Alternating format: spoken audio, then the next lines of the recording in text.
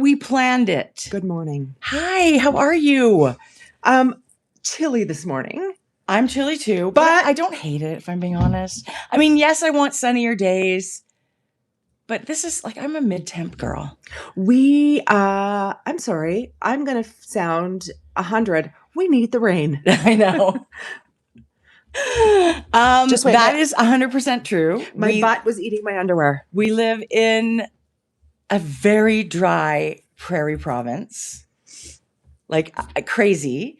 So I need better moisturizer on my face and I need more rain in my yard. I'm putting on the socks right now that I'm going to show in a little bit because my toes are cold. Anyway, good morning. My name is Jodi. I'm Tracie, and we are sisters, and we love to knit. And we're, like I said, located in Canada, Edmonton, Alberta. How are you? Good Thanks morning. for joining. How is everybody today? We're in May. We're in it. Gonna be May. Yeah, it was, we're in it. I love May. People are going to be crazy. Like, we won't believe it, but we have had snow many times. Yeah. In May. It's not happening this year. Good morning, Belgium. But no, May is great. May is the start of sunny days, sitting outside. When we are working, we are in our garage. So on nice days, which has been the last week, the whole, like, it's open. I love that. So I love al fresco. I'd love to be al fresco. Hello. Good morning from New Jersey. Hello, Thailand. Steph. What? Thailand, I think if I'm correct, she goes between Thailand and Canada. Okay, that's great. Wowie. Bend, Oregon. Good morning. Denver. Denver's pretty happy this morning. Why? Their hockey team advanced to the next round. Yay, Denver. It was a very exciting overtime win. Yes. And I immediately thought of our friend Nicole because she's a big hockey fan. And I thought, oh, she must be just thrilled. Yeah. I didn't recall that. Good morning, about her. Star. Good morning, BJ. Good morning, friends. May is your birthday month. Whoa. It's gonna be May. Not even close. Okay, last week it was Cinco de Mayo and Taco Tuesday. It's like the stars were aligned. If you didn't have tacos, you should be going to jail. You kind of should. There was no option that night. No, and you know what I did? Okay. Tell me all about it. I was all in. I mean, I love a very good, like, ground beef, OG, like, taco. Uh-huh. Crispy shell always Same. for me. I do. Always crispy. Always? Always. They don't even Tracie? break all over the place. I don't care. I'd rather a crispy one. You'd rather have it fall apart in your hands. Okay, I hear you. No, once you're in, you can't let go. You have to commit. I have follow-up questions, but go ahead. Okay, so chicken breasts and some sirloin steak, and I marinate it for a couple of hours just with my taco seasoning and a little bit of oil. So we're not on ground beef anymore. No, I'm saying I love that. Okay. But it was really warm out. Mm-hmm. And so after a couple of hours, Shane grilled that, sliced Mm-hmm. chicken or beef, and then I made guacamole. I made, I went all out. Jodi, you did it. Corn. It was like, no, you're not at Chipotle. You're at the Brown House. It's way better. Yes. It was so good. It's way better. Anyway. I always do chicken thighs. Ew. No, way better. No, it way is. more flavor. I do. I'm getting. I shouldn't say better. I love it as much. I feel healthier when I do it with chicken breast or ground chicken. Yeah, I do like ground chicken. Okay, here's my follow-up question for the crispy taco shell people. Sheet pan tacos now with the small flour tortillas, but you fill it and bake it sort of like almost like a quesadilla is what I think of. But it comes out crispy and hot. Have you done it? No. Now, I love a quesadilla. So it's not that I don't like a flour tortilla. You want to add like the lettuce and stuff? Yeah. I mean, I've seen people do that. They open it. Listen, I would love that for some reason. And it won't break, is what I'm saying. You know what else? One extra step. I have a gas stove. Lightly toast your flour tortilla. I always do that. Always. Do you? Always. Like the way you just described how you make your tacos, that's how we do it. Yeah. I always do guacamole. No wonder. But you know what? I'm coming in. I also love a ground. Like also last time I did ground chicken. Yeah. Or turkey or whatever. Yeah. Turkey? Fresh cilantro, Sometimes corn. Do you know I made instead of corn salsa? I do like a slurry. Lime, cilantro, salt, onion, and jalapeno, and then I make like in the blender. Yeah. Then I use that to make my guacamole and my salsa. Yummy. I had the most bitter cilantro. It almost ruined it. That's really too bad. Sometimes when you use a blender for things, it over processes. Like maybe a gentler chop on the chopping board might be better for that. Because I know if I put, especially onions, certain onions, right? Yeah. Like this was a Vidalia. Makes it really. Did you see Vidalia onions? No. I'm trying not to grocery shop. Why? I'm over it. Because I'm so over it. I know. I'm shopping way less. Anyway, we could go on and on about tacos, but we said we were knitters, crafters, makers, but we also make dinner. We're also if anybody would like to take food. Over, and for some reason, the bright, warm weather food gets me sometimes more excited. Okay, right when you're grilling, yes, when you've got yummy fresh salads, when you've got a watermelon situation, that's. Oh, and the corn I had the other day, it was in the husk. I don't know where it's coming from right now, but it was like midsummer, young peaches and cream corn. Right. If I'm really trying to knock it out of the park, I will also do corn salsa. Yeah. Because I love it. Right. Oh, so good. Anyway. We should just do tacos together because we're doing the same amount of work. We should split it in half. Yes. Right? Yes. Anyway, there you go. Okay. There you go. It's been okay. But you're right. It's been great. The weather's great. Although today we're supposed to have crazy wind warnings. Yes. Blowing away. Yeah. That's okay. It's a good day to stay inside. Well, like you said, we need the rain. So I really hope if it's going to rain, it better rain. If it's going to be a crappy day, bring it on. I totally agree. Yeah. Because I want to be able to put cozy clothes on, get under a blanket, and maybe put a movie on. Oh, geez. That's like a dream. Yeah. What was I going to say to you? Last time I said to you on the weekend, I saw you 5 days in a row. I know. You're welcome. Way too much. Oh, yes. Let's talk about what we did. No, it was great. Yeah. It was great. I also have to go to your old house today because I ordered something. And for some reason, it defaulted to your old address. I'll text my neighbor. No, it's okay. I've already talked to her. I'm going today to pick it up. Did you knock on her door? Yes, and they weren't home, so I left a message. It looked like serial killer scrawl because I'm writing it like on up high, whatever. If I was you, I'd say my dumb sister. No, I didn't. I did say, oh, my sister used to live here and the shipping address for some reason. Anyway, apologies. Here's my number. Let me know. I'll come get it anytime. So I'm going today. I don't know how we got on that topic. But I did. I saw you 5 days in a row. We got together as a family. We had coffee. We got to go meet knitters and work one day, which was the best, right? We got to go to Camp Yarn Habit on the weekend. Tara, who is the new one-year owner of a new yarn shop, Yarn Habit in Grand Prairie, Alberta, hosted her very first retreat. It was amazing. It was absolutely amazing. There's the cutest camp. It's cabins. It's got beautiful, like eating, what would you call it? Lodge? Like a dining hall. Yeah. Like it's real camp. Yeah. You're going like you were 12. There's a little place, a little cabin you sleep in. If you have to go to the bathroom, that's another building. Yeah. And there's showers there. But it's so nice. They had a big gathering building with like a fireplace and a kitchen. You could have, knit night or, whatever you want to do. Plus, there was a craft cottage where she did a yarn dyeing class. Right. And we did a sock workshop in the bigger hall that had like the fireplace and the whatever. It was just, first of all. It's right on Wabamun Lake. I've never been there. I didn't even know it existed. I didn't either. And it's 5 minutes from your house, less than 10 minutes from your house. Yeah. So it was just such a beautiful day too. So what did I do? I threw on a sweater because I'm going to see knitters, which I had to take off.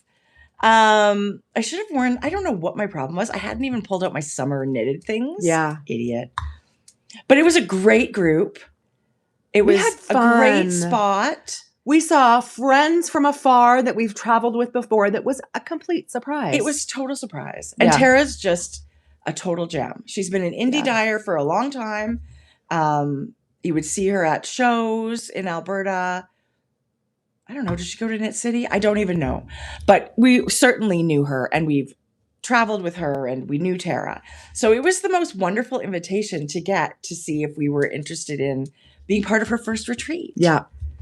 Of course we jumped at it. Yeah, of course. Jumped What can we on do? it. Yeah. Yes, So we of spent the course. day, we had lunch with everybody, we had a class, a little visit, and it was perfect. Little Canada geese wandering around, but it really was the best day. Do you know what she offers? The camp is restricted by the small amount of cabins. I think there's about 27 beds.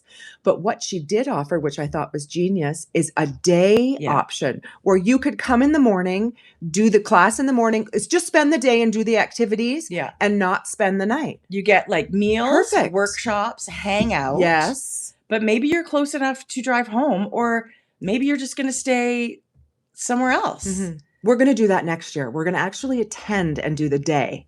Just the day. Yeah. I can't wait. Yeah. I hope the weather is as nice as it was this weekend. It was so good. It was really fun. Really, really fun. It was just a great way. Whenever we get the chance to be together with other makers, and it's always a joy. It's our favorite thing to do. A huge shout out to Tara and her team, her mom, and all the people that were helping her. It really was. I say all. It was a small, amazing, mighty team. Yeah. They cooked for everybody. Yeah. They organized everything. And I mean, all we heard from people the whole time we were there was how great it was. Absolutely. So, and we could see how much we would love the location. Yes. Right? Yes. Well, it's Wabamun Lake. It's actually quite huge. They were in a little kind of like an end kind of bay. Mm-hmm. It was stunning. And didn't people go kayaking the day before? Yes, there's kayaks there to use. So you can really have a great time. But it just felt very homey and lovely. Yeah. And it was super fun to teach a class out at camp. We'll remind you guys next year before registration. What? Yes. You would never have known you were in like this inside of this facility was amazing. Beautiful. Fireplace, floor to ceiling, stone, beautiful. It felt lodgy. Yeah. Like a mountain lodge. Yes. Yeah, it was beautiful. Yes, that's exactly what it was. But beautifully maintained. I think everybody had a really good experience there. It looked like it. It was great. Yeah. It was great. It looked like it. Okay. And yes, we're going to be there next year. I think, but for me. With s'mores. Yes. We didn't plan super well. Next year, we'll know better. Yeah. Yeah. And then I did. I just picked you up and then drove home, dropped you off, drove home. Do you guys remember these things? So much. That's yours, I think. No, I have mine because I ripped the tag off. This yarn is for sure yours. Yes, that's mine. Oh, I didn't even. Because I know I have mine. Remember these? This was a gift, but look. What did we used to hook them on? Like pencils? Backpacks? And, pencils. Whatever, right? Mm-hmm. But like, that's so cute. They are adorable. Okay, I have a really giant hurdle that I overcame on one of my knitting projects this week. Oh my God. Buckle up. You guys won't believe what I did. You won't believe it. Now we're just dying to know. I cut half of my button band off of my Frostline sweater. And I'll show you what I've done. You won't believe how great this is turning out. I can't even wait. Oh, we did talk about it. Yeah, we did. At camp. And everybody was digging in about what you should and should not do. Yeah. And we actually learned. So this is one of the best things. When you get together with people that also love to make things, knit or crochet or whatever, we've all got different experience. We've all had a bad experience or a good experience. And either way, we pass that on to each other. Mm-hmm. So if we know something that'll work better for you, we pass it on. Yeah. Right. And maybe that's part of what you did today. I don't know. I feel like also when we're together, like as a maker, they're just so easy and quick and helpful about giving tips to help problem solve. It was so interesting the way we were talking about a button band. I hadn't done one before, and it was just a group of us just like, oh, well, I tried this and this worked for me. And you weren't happy with yours. I was not happy. It'll be you guys, I'm gonna walk you through everything that we talked about. Good. And it's gonna be a really good conversation about a knit that maybe you don't love. Either way, it needed an adjustment. I didn't think so. I feel like wait until you see. This will be I'm sure it looks great, but I also at the same time it's interesting because we all have different Like I did the same thing, and I'm happy to like put in. Wait till you see how bad mine look compared to yours. And I'm just not saying that for someone to say, "Oh no, it was good." There's several things. Okay, good. So we'll get into it quite quickly. And here's even before we know what you get into, if you're not satisfied, rip it out. Yes, Tracie, I wouldn't have worn it. You will never, ever, ever change your mind and think, oh, no, that looks great. I'm going to be really happy to wear that. If you're unsatisfied, if it's like a niggling little thought in the back of your mind and you think, well, I'll just finish it and see at the end. No, you're never going to like it, in my experience. Well, and it's front and center. Right. Yeah. Anyway. And we kept saying, once you've got a button in there, you're never going to. Wait, and you were like, no. I'm going to need a 4-inch button to close the hole. Wait till you see. Wait till you see. It would not have worked with my 1-inch buttons. Anyway. Okay. But it's been very fun. Do you want to tell us what you're wearing? Yes. I'm wearing a jean shirt. I needed a little something cozy this morning. And I thought rather than wear something knit, why don't I just put a little something around my neck? Because you guys. Which is knit. But sometimes that's all you need. It's for sure all I need. I was chilly this morning walking around the house and I thought, I'm just going to add a very little something. And I've been cozy ever since. So this is the Adventure Bandana and it is by me. But I have knit it with one skein of the Grocery Girls Spincycle yarn. In the sport or the DK? This was sport. No, this was DK. No, this was sport. This is sport. This is the sport. Actually, this might have been. So this is dyed in the wool. Was this knit for me? This might have been knit for me, and then I put the border on. I don't remember you knitting it. I don't remember I knitting it. But look how it almost like put the color transition right in the middle. That's a giant thing of luck. Totally. But I love it. But it's a really good size, and it's just an applied picot crocheted border that you pick up and crochet on after. I have to shout out how amazing this pattern is because you put so much into it. I mean, the whole point of it is like a blank canvas. Yeah. Where, yes, it's amazing just by itself. Knit it the way it is, pick your favorite yarn, but you've got so many things in there about how to add just a little tweak to maybe personalize it for you. And like, don't you think that little teeny tiny border for one thing, I think it just finishes it so nicely, but it also just adds a little something. Well, and the thing about this is you must do something to the edge because it rolls. It's just a stockinette stitch and it rolls terribly. Like you can't even really get it to lay flat. So that's the intention, that you pick a border. That you pick a border. You could do a knitted border, applied knitted border. It doesn't have to be crochet, but it's got to be something. I get really good feedback when we teach this class when it comes to, adding embellishments to your knits.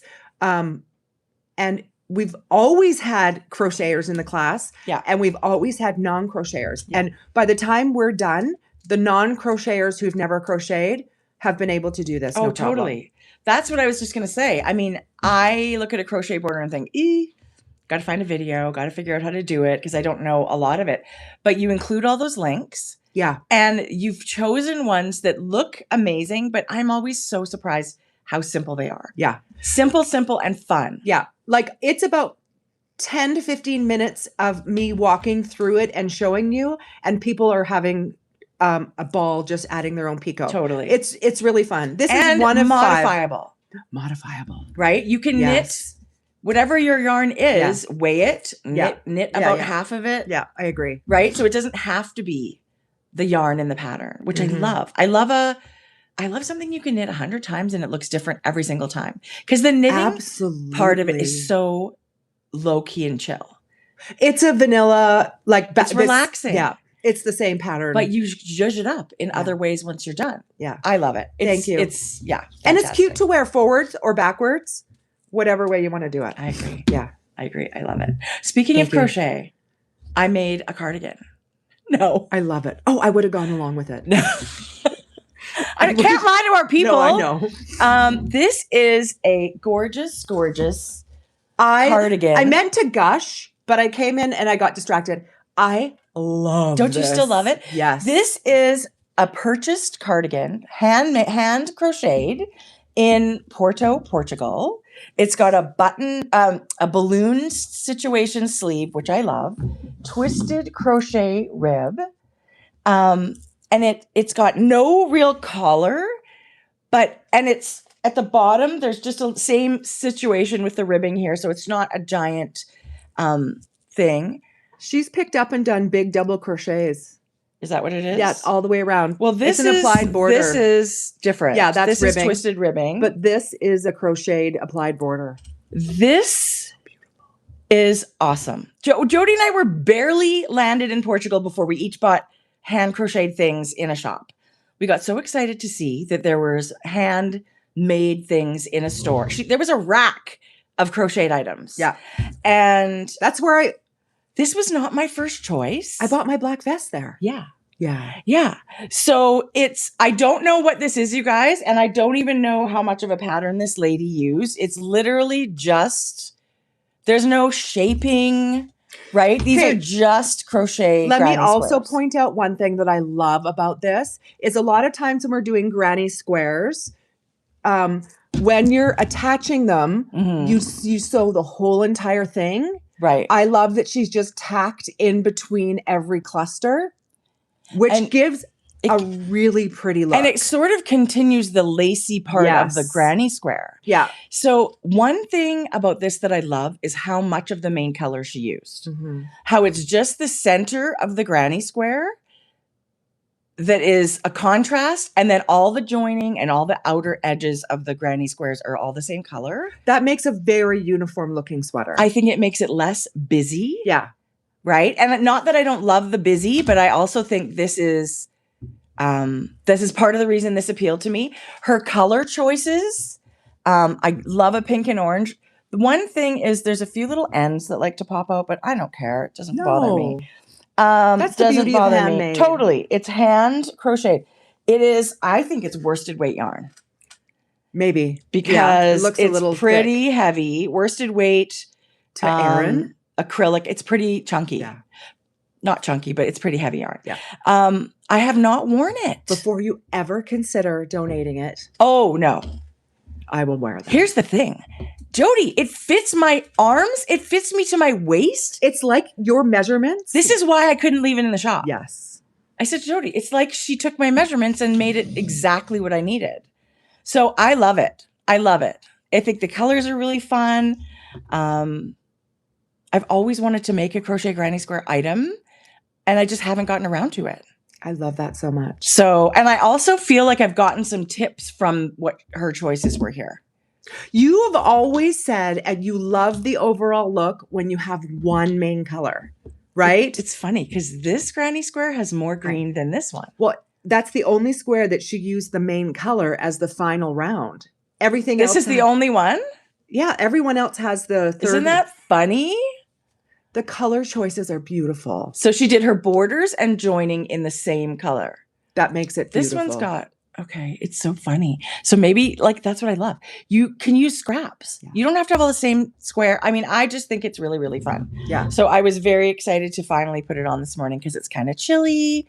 Sometimes the things are meant to be. Exactly. That's exactly what I thought. We love that. I did not need much of a reason to buy one. No. She even had hoodies. Mm-hmm.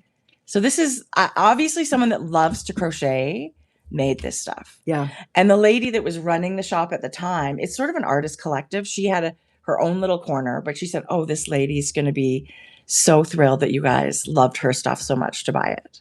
Do you know, we saw a lot of hand crochet. Well, you can tell crocheting machine does not come out like knitting machine to knitting. Right. Crocheting machine to crocheting doesn't come out the same. We've saw some machine crocheted, and I've always heard that you can't machine crochet. Well, it barely whatever that was, it didn't look nice. No, it wasn't what you think. Yeah. If you love crochet. We saw a lot of hand crocheted items for sale. Yeah. It was beautiful. That was one of the things that made me really excited. And you know what treasure it is, right? Totally. When you come across those items. Totally.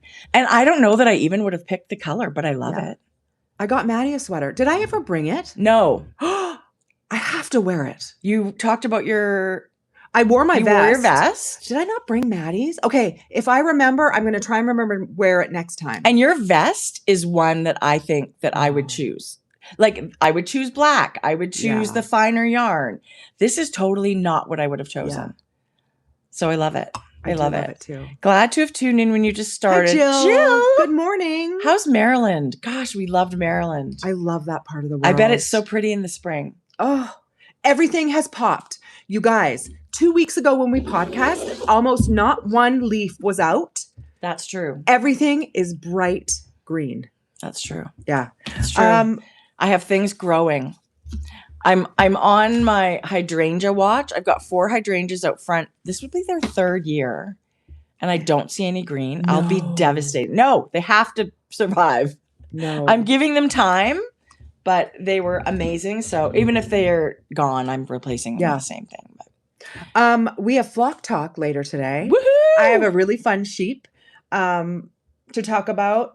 And I also have a really fun Mother's Day gift that you guys will like it. We saw it and it's real fun. There was one other thing I was going to talk about. Oh, a brand new book. I gave Tracie recommendation. Did you start it? No. Did you? Okay. Yes. Okay. A lot of people are going to know and have read it or heard about it. Is that the one? Yeah. It's called Yesteryear. Oh, yes. Yesteryear. It's about this. I'll give you a very quick overview. It's about this traditional wife on YouTube. Yes. She's playing this perfect traditional wife, but like it's a facade. She's got like a magnet on her fridge to look like an old cupboard, and it's a great big facade. She's doing it for YouTube. She's doing it for views. And then she wakes up one day and she's back in the 1800s and she can't figure out. Which makes me think of Outlander. If it's real or if it's a prank. That's all I'm going to say. Well, that's what it kind of says in the synopsis. Oh, what was I going to say? Just reading what it was about, like the summary, made me think I'm going to love it. It's very good. Yeah. I'm actually just ready to start a new book, so I'll start that one. It's very good. And I'm just going to adjust the camera because it's a little close now. But I was told Anne Hathaway has already bought the rights to this book. The book is called Yesteryear. Yesteryear. Yeah. Excellent. Excellent, you guys. I love a good read. Yeah. What else? That's it. Yeah. That's it. I went to the garden center yesterday and I'm trying to think to myself, is it better to get like your staff discount and work at a garden center or go buy it like any other customer and not have to go through it feels weird at this time of year because when our store was open, I always worked garden shop. It was a very not love so much situation. It was hard work. But I love the plants and all that other stuff. So anyway, I went out to the garden center yesterday. It was awesome. Where did you go? I went out to Wallish, where we got all our good plants from. Did you see any familiar faces? No, but it was busy. And I was there in the morning. Did you say, I know Wallish? No, but like they're just phenomenal. And I know exactly what I want. I can just get in there. I was barely 30 minutes in and out. So I got my tomatoes and I got my impatiens and I got begonia hanging basket because nobody does them like they do. Oh, nobody does a lot of stuff like they do. I got 2 flats of trailers. I was just like by flats. I'll take a flat of that, a flat of that, a flat of that, in and out. Call it a day. I want to read Theo of Golden too. Yes. I actually have that downloaded on my Kindle. I hear it's stellar. Better than I love good. A good book recommendation. Where's Wallish? On the way to Elk Island? It's right next door. Do you know Greenland, the big Greenland Garden Center? Yeah, but what direction of the city that is? It is, you're going you're going towards Sherwood Park. Okay. Just Google Wallish Greenhouse. Yes, it comes up right away. Yeah. It's Greenland and Wallish, their driveways are next to each other. Are they like families torn apart? No. Like dueling greenhouses? I don't think so. And they're super different. Wallish is a greenhouse only. Greenland's open 12 months of the year. A lot of trees. They've got a restaurant. Yeah, nice. They're kind of the bigger, fancier. They have clothes. They have housewares. You can get gifts there. Like it's pretty all-encompassing. Wallish is an amazing greenhouse. You can get trees and shrubs and all that kind of stuff that you need in your bedding plants, but there's no extra stuff. Yeah. You could really, if you're into this kind of thing, I think you should do both. Go out there and hit them both. Go to Baraka Gardens. Range Road 34. I'm on That's 31. So close. That is so close. I might try. There's also Deb's greenhouse that's kind of by St. Albert that I see on social media a lot. So It's by St. Albert? yeah. Deb's Greenhouse. Some of their baskets. Why do you see it on social media? I don't know. Because it gives you like your area. Deb's Greenhouse. Yeah. They do so many videos. Some of their hanging baskets look spectacular. Hello, Miss Yvonne. Hello. Okay, well, that makes me excited. Yeah. I would just do it for something to do. I think it's fun to grab a tea or a coffee and just wander, Yeah. even if you're not really looking for anything. Yeah. And I knew for sure, I knew exactly what I wanted. I know the quality of Wallish's plants. I knew I could just go in and get my same plants I've always gotten because they used to supply the store. So I knew that it wasn't a wasted trip. Yes. I knew their impatiens are amazing. I knew their begonias are amazing. Did you go by yourself? Yes. Oh, because no business. Like in and out. In and out. You know what you need. Yeah. Just in and out. Did you find anything new? Yes, Jodi. Thanks for asking. Okay. I love when you find new stuff. You know what I got? One of the things that I do love to grow are tomatoes. And they grew a new tomato this year called the Little Birdie Rosy Finch. And it's small. It's like a cherry tomato, but apparently it's a smaller plant. So it's not a huge indeterminate, climbs forever. Very high yield. Ooh, we love that. So I don't grow big tomatoes anymore. I just grow little tomatoes so that I can eat them all summer. Yeah. The big tomatoes take so long for us to ripe. Our season's so short. I hate it. I hate waiting. I just want to be picking them all summer and, either just eating them or making salads or whatever. So pretty much all I plant now are small tomatoes. And it seems to work. So I'm excited about this new tomato. Yes, good. Get excited. I think that's really fun. Someone just commented, Deb's greenhouse is small but mighty. Great greenhouse. I don't need big. No. Like these big ones that have everything, it's just a different experience, right? Like you can get all the tools that you need. You can get all kinds of stuff like that. I don't need that right now. Yeah. I don't need it. But it was really fun. To me, it's like the start of the nice weather. When you can go to a greenhouse and people are like actually buying things. I can't plant. I love that too. Jodi, it's supposed to be down to 2 degrees on the weekend. No. I can't plant anything. No. Yeah. I have to plant next week before we go away. Of course we're having that year. Oh, anyway. It's all good. Okay, it's all good. What have you been knitting? Jodi, it's so funny you say that you have a big conversation about something. Yeah. Because I also thought the same thing. I'll start with my most exciting cast on. We love a good conversation.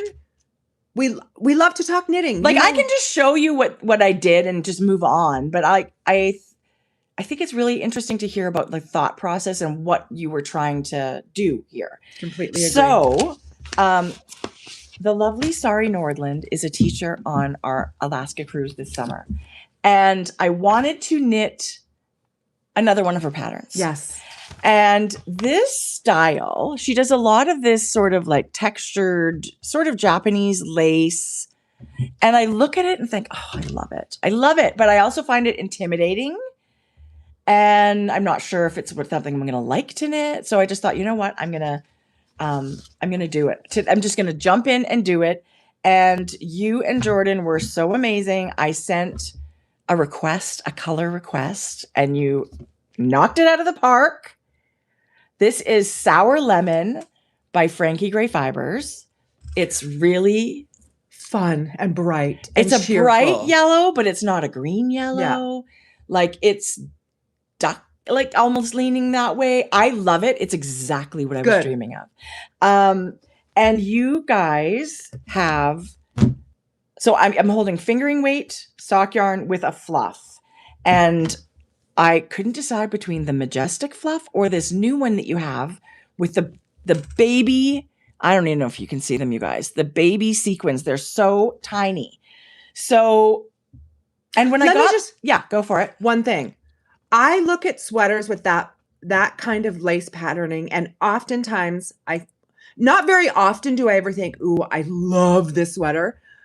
I love this sweater. I love this sweater too. The yoke is amazing. It is. And I think if you were going to knit yourself something dressy, that if you knit this in sort of like a beautiful color that you could dress up easily, like maybe a cranberry red for Christmas or beautiful black, go for it, or a beautiful silvery gray, something that you could just elevate what you think is elevated. I think just by itself, it's just so beautiful and special that you could really make it look.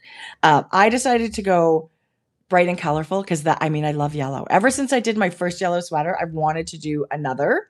So I purchased the pattern and decided that I was going to swatch. I went up one needle size, I think, from Sari, one or two needle sizes. And because her gauge was tight? Well, no. I just looking at that gauge, I thought, oh, this is probably the needle size, the ballpark that I'm going to be in. Oh, got it. It's a 21 stitch gauge. So I thought, okay, what did she use? She used 3.5. 3.5. So I went to a 4 for the stockinette. And then she went down. Sorry, my nose is so itchy. She went down a needle size for the lace. So Interesting. So I started my swatch down here and I just knit a bunch of stockinette. I'm knitting this in the round and all of these fluffy edges. These were just me stranding the yarn across the back every row. So every row was knitted. There was no purling. And then at the end of your swatch, when you soak it, you just cut your strands up the back and lay it flat. Some people don't cut the strands, and maybe in an effort to preserve the yarn that you could undo it. I never do that. I just always make sure I have enough to swatch. Yeah. Anyway, and then I changed my needle size up here to 3.5. Okay. Which is what these little yarn overs are. They're US sizing. So this is interesting because I didn't really read the pattern. Okay. I just followed the directions row by row. That's not a Tracie thing. What the heck? That's a Jodi thing. So I love baubles. These are baubles just sort of as knitted. Some of them are falling to the back. I was going to say, you can't really see that that's a bauble. You really can't. Yeah. And it's honestly, the instructions are so simple. It looks much harder and fancier than it is. I love that. So I was off gauge by quite a lot. Because you didn't go down a needle size for your lace? Actually, my lace was too small and my stockinette was too big. Okay, did you go down?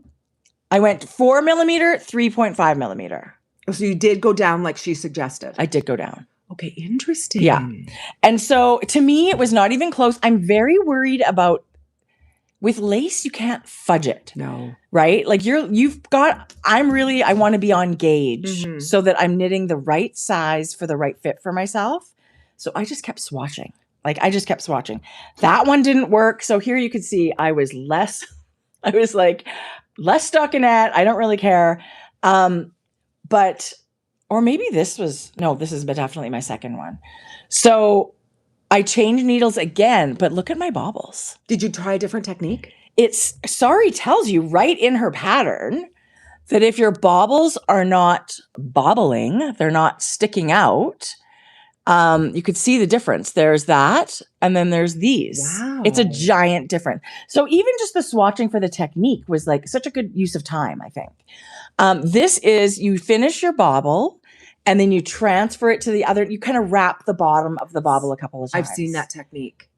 Brilliant, simple, good to go. And look at this. This is like a smocking, just wrapping here too. All you're doing is transferring the same 5 stitches back and forth. There's nothing fancy. This is just a twisted rib. That's beautiful. This, just even swatching for this, demystified and made me less nervous for what is to come in this. Yeah. I'm still off gauge. It's still too small. The lace is too small. The stockinette, I'm going for 21 stitches to 4 inches. It's 20.75. Perfect. I feel would be fine with that. That's this needle is my stockinette needle for sure. How do you measure your gauge in your lace? Well, she said 1 repeat should measure this. Got it. And I was still off here. But by how much? By 1/4 of an inch. So this measured 3.5 inches. It's supposed to be 4 inches. So on this swatch, tell me your needle sizes. This swatch, the whole thing was done on 3.7, 3.75, I think. Okay. Yeah. Yes. 3.75. So you were happy. So with my stockinette, 3.75 is good to go.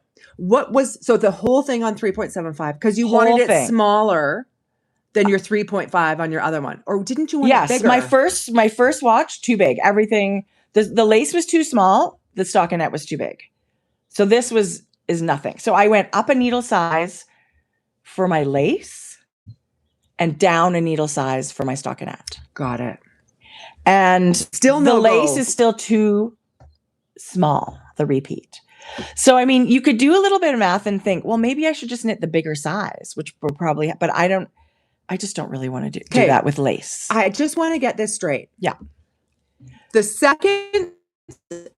first swatch, the stockinette and the lace. This was 4 millimeter. This was 3.5. And everything too big. Too small, too big.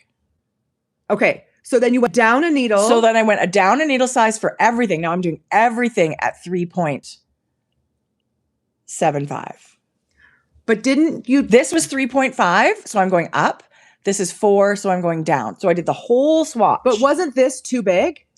This was too small. Sorry, too small. Okay. Yeah. So I'm going up a needle size. Got it. It should be bigger. Got it. It is bigger, but it's not as big as the gauge on the pattern. Got it. So one needle size up for 3.75 for the whole thing. Worked for stockinette. But we're not quite there for the lace. In person, you guys, when you look at a skein of this yarn with the sequins, they don't jump out at you.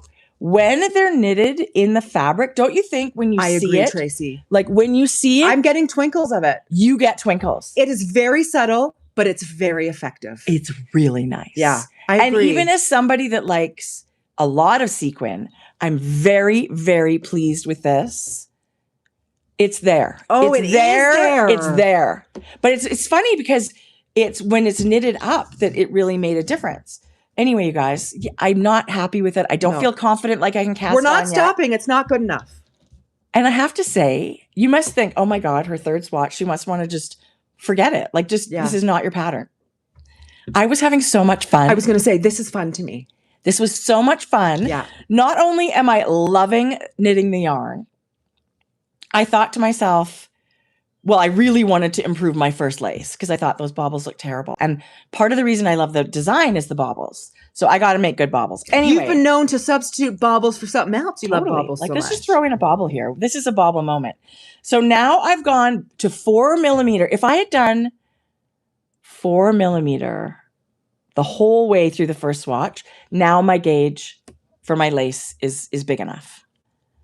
So 4 millimeter, and That's what I was going to say. I only did lace because I feel like my stockinette is so close. Yes, of course. So it's funny for me though. I hope I'm not doing something wrong because Sari needed to go down a needle size for her lace. My needle size for my lace is bigger than it's one size bigger than my stockinette. Yeah. What I've learned and what you and I have learned along the way, just use it as a general starting point. Yeah. But disregard the suggested needle size because yours oftentimes will be different. Most of the time. Yeah. If you use the same needles for every designer to get all of it, you're matching everybody's gauge just with the suggested needle. You should buy a lottery ticket. I don't know about that. I call bullshit. I kind of do. There's people that don't swatch because they're like, well, no, I'm always on gauge. That's okay. You go for it. I just need to know where my sweater is going to land.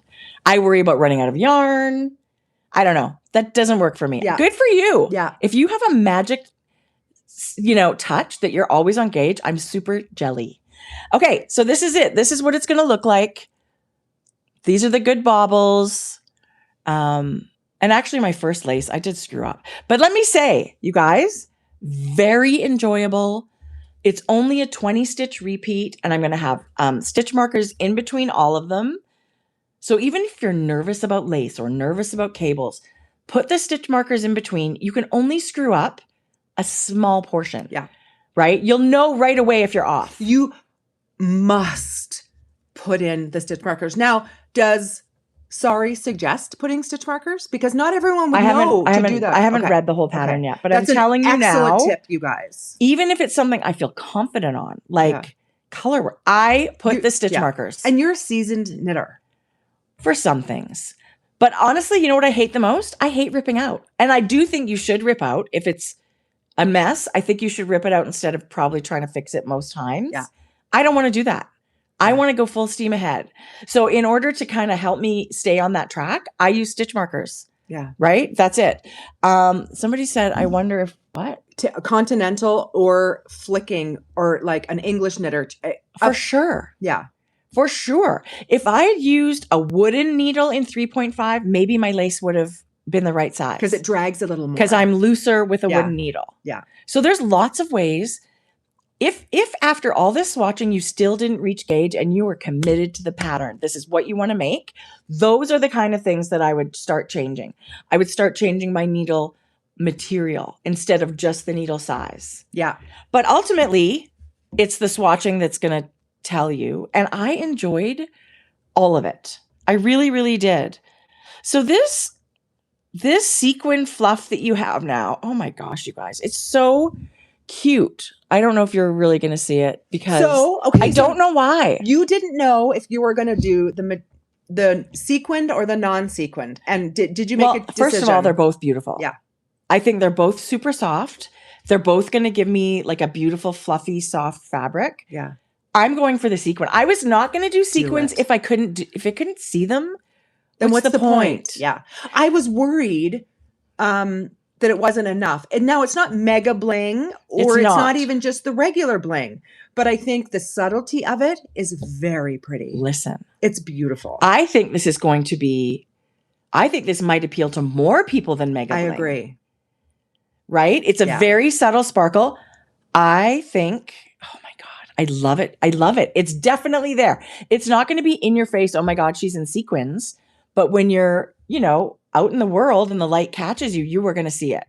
I love this topic of swatching because I was also of the camp. It's like, let's just cast on because I'm lazy.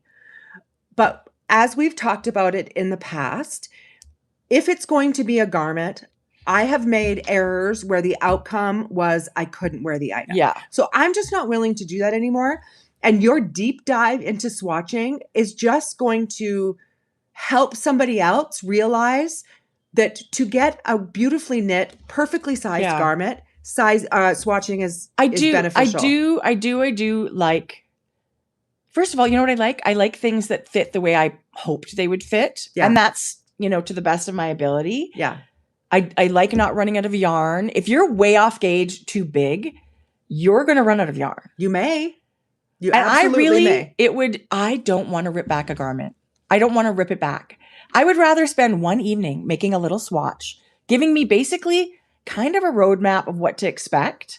Yes, swatches can lie. Yeah. They're not 100% perfect, but especially for lace, you guys. Mm-hmm. That's why I kept going for it for this. Because I don't know how to modify a size when it's lace, solid lace like this, other than just knitting a different size. Yes. Right. I haven't knit a garment with that kind of lace for the yoke. I haven't experienced that. So I'm super excited because now I'm going to cast on. And it's such a happy color for me. I love working with the color so much. I just had one question come up. Yeah. They just wanted to ask, your swatches are so tidy. When they're knitting in the round, like you're showing us, it ends up being a little messy. I think one of the reasons is because the Majestic fluff is so grippy. It's adding to that. You mean the edges? Yes. Well, I do also fix the edges before I cut it. I just grab my first stitch and I tug a little bit because yes, you get a loose, weird stitch on the edges. Give yourself several stitches on either edge that are just buffer stitches. I just throw my ugly swatch in the water. I haven't cut anything. I haven't fixed anything. When you press out the extra water and everything's still wet, it's very simple to just pull your little tails a little bit and straighten up. It doesn't look that when you're up close. It's really not that tidy. This one actually is quite tidy compared to if it was just a smooth superwash wool. Mine looks a little bit more. You're ratty. right. The grippiness of a mohair or a fluff like this, like the alpaca. But this added tip, you guys, to block it before you cut it. Yeah. Soak it before you do anything else. And if you want to, I also add extra stitches. Always. I know I'm going to have ugly stitches on the edge of my swatch. I don't want those included in my gauge. So if I'm going for a gauge of 21 stitches, like I was on this, I cast on 30. Yeah. At least. Yeah. At least. Because I want to have at least 21 beautiful stitches to measure in the middle. Yeah. So maybe you want even more than that. If it was a flat swatch with no lace, I always do 2 to 3 pearl bumps on either edge. Yeah. Otherwise it rolls and can be fussy to count. Yeah. No. So those are little swatching tips. But no, the edges of mine, you guys, they don't look good. And that's normal. That is normal. Okay, good. Yeah. So anyway, I love the pattern. But here's the other thing I wanted to share with you. Changing math in knitting it can be very intimidating. Yeah. Especially if you've never done it before. Oh no, I'm so good at it. And I thought to myself, I'm having trouble with this gauge for me. I'm going to go check out, this is Kate Atherley's book. I haven't really read it yet. It's called Math for Knitters. Okay. Anything Kate Atherley does will be fantastic. Just the topic of this book. Yeah. About manipulating gauge, giving yourself that little bit of power to do, and even just to learn, how would I do that? Yeah. Kate has your back. Yeah. So she talks about ease. There's all this stuff in here. And like, she's got this little thing. It says, what if you're really, really close? Which I feel like I am with the stockinette. 20.75 over 4 inches. By the time you multiply that, say you want a 48 inches. Hang on. And 4 inches is 20.75. So 4 inches for every 0.25 times how much 12 times 40 times 12. Well, it's 0.25 for I'm every off. inch. No, I'm off 0.25 for 4 inches. Times 12. 3 inches. No, 3 stitches. 3 stitches. Which is not very much. Right. Okay. But it's still good at math. Nailed it. What do these numbers mean again? Just a minute. What was the needle size you used for your swatch? Right. And she says, what if you match or are close, but you don't like the fabric? Like, these are all things that, you can think about. I think this is definitely, if you're someone that, knits a lot of garments and you have questions with swatching and you think it's an empowering thing to know how to modify that. Yes. Because I feel like once you start knitting a garment or garments that fit you, that's very empowering. Yeah.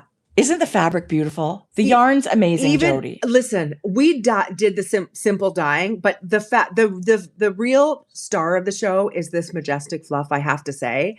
It just, for me, adds that bit of, it's a halo and it's a softness. It's just beautiful. It is. I couldn't agree more. It's way softer than Mohair. Way softer than Mohair. I don't use Mohair anymore. Yeah. I like them both, but I'm telling you, they're not the same. Seeing people's buying habits, people are knitting 8 to 1 majestic fluff just by shopping in Frankie Gray. But I mean, isn't Mohair a little bit finer too? Like, they're not exactly the same. Yes, they're both fluffy. Well, I do have 2 bases that are both 400 meters for 50 grams. So both pretty similar. bases. Now, for Mohair? Yeah, there are some Mohairs that are real fuzzy and halo. They're not all the same. All of the fluff is that that. They're considered lace, but obviously there's like a light lace, a heavy lace, a medium weight. There's all different ranges. And especially if you are combining with another yarn, it can be different. Yeah. Just because the lace weight that the designer used. And here's the other thing. Here's the other last thing. I hope everybody's still awake out there. The yarn that Sari used for this pattern is Knitting for All. Because you think, fingering weight, it's the same. She used Knitting for Olive Merino. And that's 500 meters on 100 grams. Yikes. So Knitting for Olive Merino is finer than this.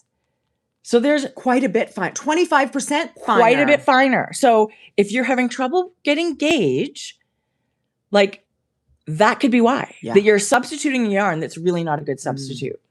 And that's where a little bit of math comes in, going, I could still use it. Of course I could still use it. It just requires 28 hours of swatching. No. Listen, this was really fun.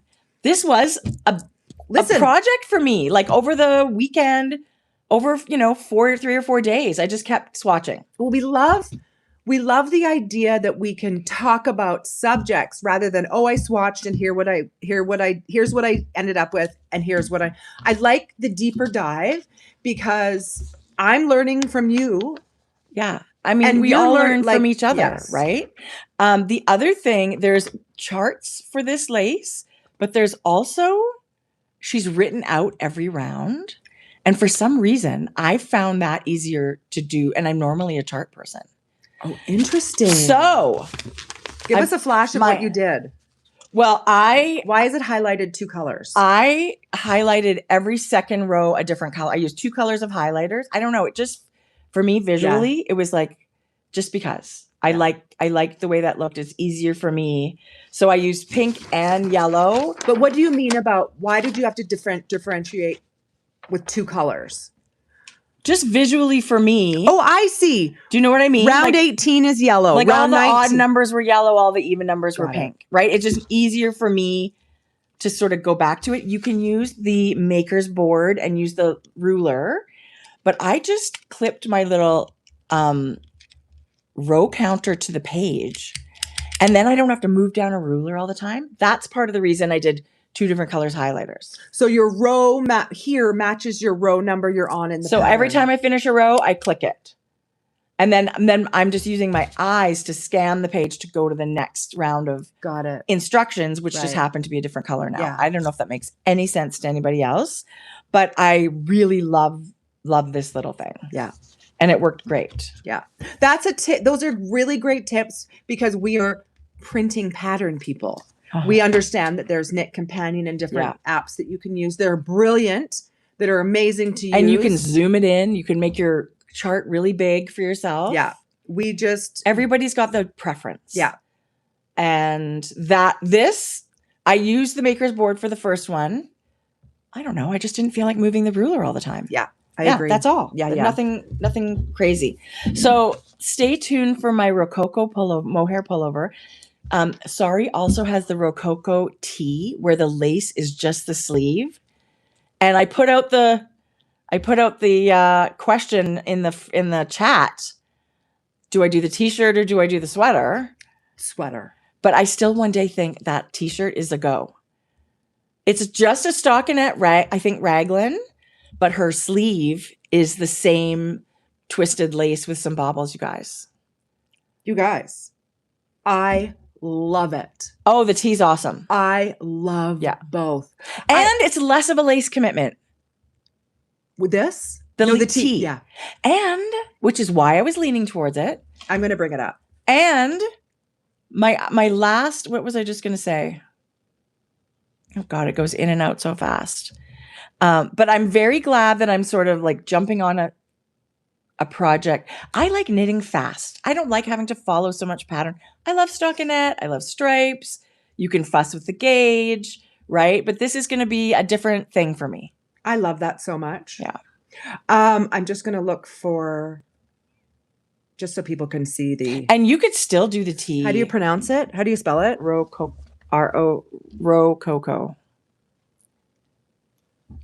So I love the way Sari gives us options. You like this lace? I love Here's a whole yoke. Here's just the sleeves. It's so pretty. And I think she did it in San Niscarn Lena or something like that. Maybe more knitting for Olive. I don't know. You guys, isn't that gorgeous? Also, you got to be on gauge or else you'll get a super tight lace or a super baggy. So gauge is important with lace. It's just beautiful. Maybe that's why I don't knit a lot of lace. Oh, less. So pretty. Yeah. No, I'm very much looking forward to it.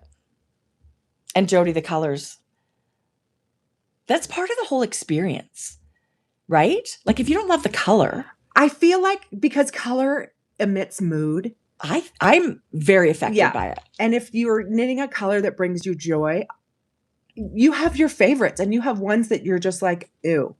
But I think having a color that brings you joy and gives you a good feeling. It makes a big difference for me. All day. And yellow just makes me really, really happy. I don't even know if it's one of those colors I should wear. No, it's one of the happiest colors. You look beautiful in yellow. Are you sure? Yes. I mean, maybe, maybe not, but I do love it. Oh, it's pretty. It's too late now. No, I love it. Okay. Oh, this was came in and out. Sorry, this is the end of it. If you buy a pattern and you think, I wonder if this is something for me, buy the pattern and make a swatch. Yeah. Like this. Do the lace, do the whatever, and you think, yeah, I'll never do a whole sweater of that. And all it's done, you supported your designer and you figured out something for yourself. You didn't have to invest in a bunch of yarn. Right? Like maybe dip your toe in before you go. That's a great suggestion. If you're concerned or worried or whatever. Yeah. You can just buy the pattern and swatch. Yeah. Yes. That can be the end of it. Yeah. I mean, we think swatching is fun. I'm sorry. Call us crazy, but we love it. Right. I do. I love to see what the yarn does. I love to see if it's your marling colors, what that's going to do. Sometimes, it's so funny because I remember I sent 2 colors. One was a mohair. One was a fingering or a DK, and I was having a hat knit. It came back the most putrid color. Oh, that was the marling one. Because because you held one color mohair and one totally. It was awful. And it's funny because you loved both colors. So you think, well, they're going to be great together. Yes. They're not always great together. It made like a weird orange. Anyway, it's interesting. I love it. I love to see what I love to see what happens. So, hi, Curly Top. Somebody said they wished we could have been at Maryland Sheep and Wool. Yeah, me too. Oh my God. One day. Way to rub it in. One day. How was it? Oh, well, I bet it was amazing. You could do a pullover with short sleeves. There's one in the projects for that pattern. Oh, you mean just be done after your yoke? Yeah, totally. That's always an option for me. And that's really pretty too. But I feel like with a fluffy sweater, I'll probably want to wear it in the winter, right? Like it's cozy and warm. Yeah. Anyway, we'll see you guys. That's for another day. I love that. Yeah. So, Jodi. Okay, when it had been a minute since we did our sock talk class. And we had a lot of samples in our big teaching pack. Oh my God. And as we're unpacking, we're just like, oh my God, I love that. I would like, so we pulled a few things so we can take them home and wear them. And one of them was, these are my design. These are called beach party socks. And I love them. I forgot about them, Jodi. You guys. It's a DK sock. It's got a little rolled cuff. And between the stripes on the top, we've got some pearl bumps in a pattern.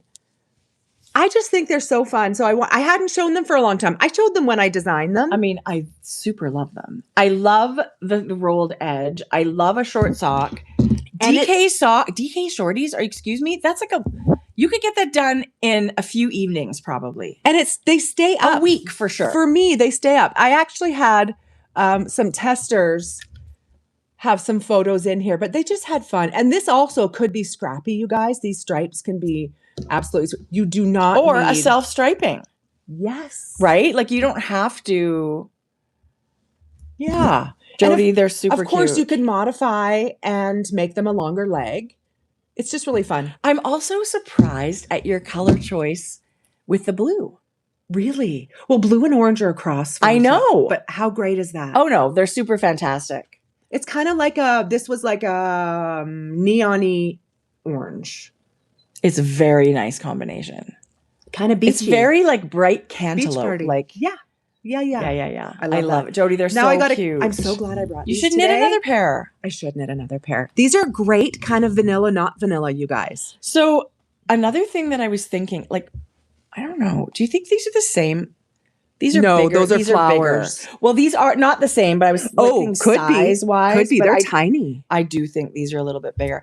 Anyway, if you wanted to hold another yarn, but you're not a fluff person, this Make It Bloomkin is so light. Like it's the thinnest. You can hold it with, and still get a really subtle, beautiful sparkle. I love that. But the sequins are flower shaped. Didn't we get didn't Amanda send us a package with the new Make It Bloom colors? Did I not give you that? No, you did, but where did I put it? I don't think I unpacked it. Did we talk about it? Maybe we did. Maybe I'm just forgetting. Because they had some new colors, you Here's guys. the thing that's so exciting about this line. It's subtle. I feel like it appeals to a lot of people, but they just keep cranking out new colors. You guys.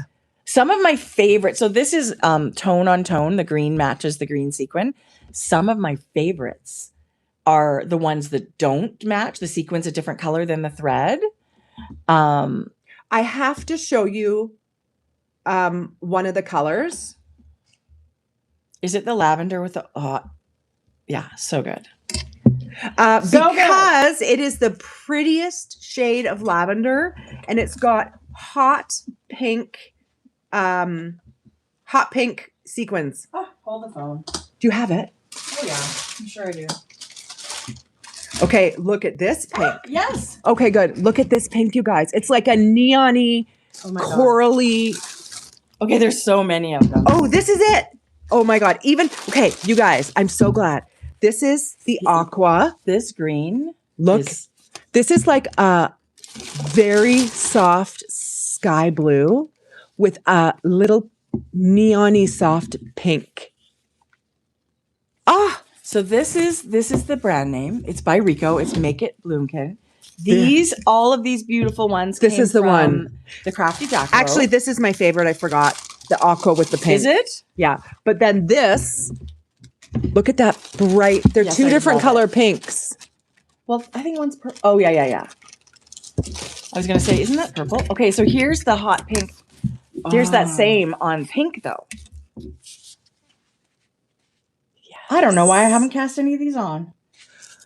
And I feel like I should swatch. And then, of course, they came from the amazing Crafty Jackalopes Bling Bar. And these are new as well. Look, the green with the baby pink.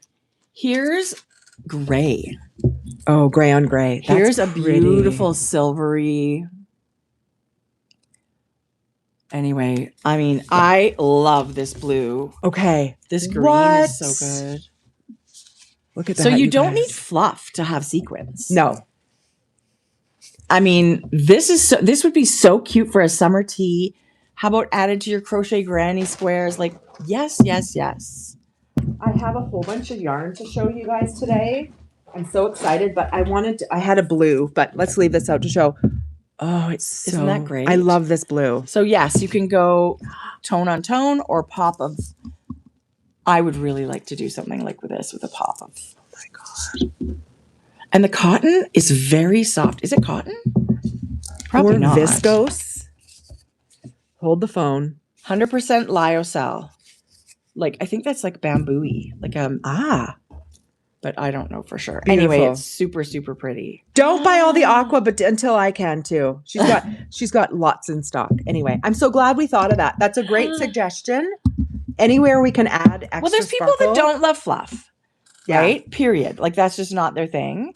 Alpaca or mohair. So you're not limited to that. This is actually a really great way. And these tiny little cones, 25 grams, 375 meters. Lots. Tons. Look what I brought. That's how light it is. Is that mine? Yes. Thank you. We had twin sheep. Oh.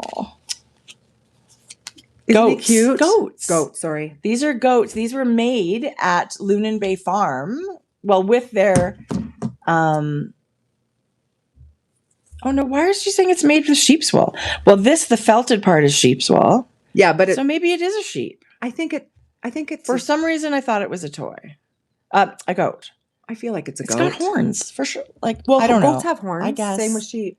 It's a mystery. I love them both. I don't care what it is. Thanks for bringing it back. It's a goat. He's got his little goatee. For sure.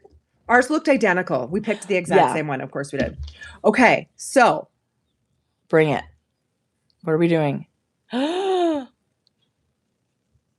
cut my button band off. Oh my God. Bring us your sweater. Tell me everything. Okay, so I have some things to talk about, you guys. I'm going to knit. When I finished my sweater. Okay, so let me preface this by saying this was my first button band. It's certainly not because of the pattern. It's user error. Okay.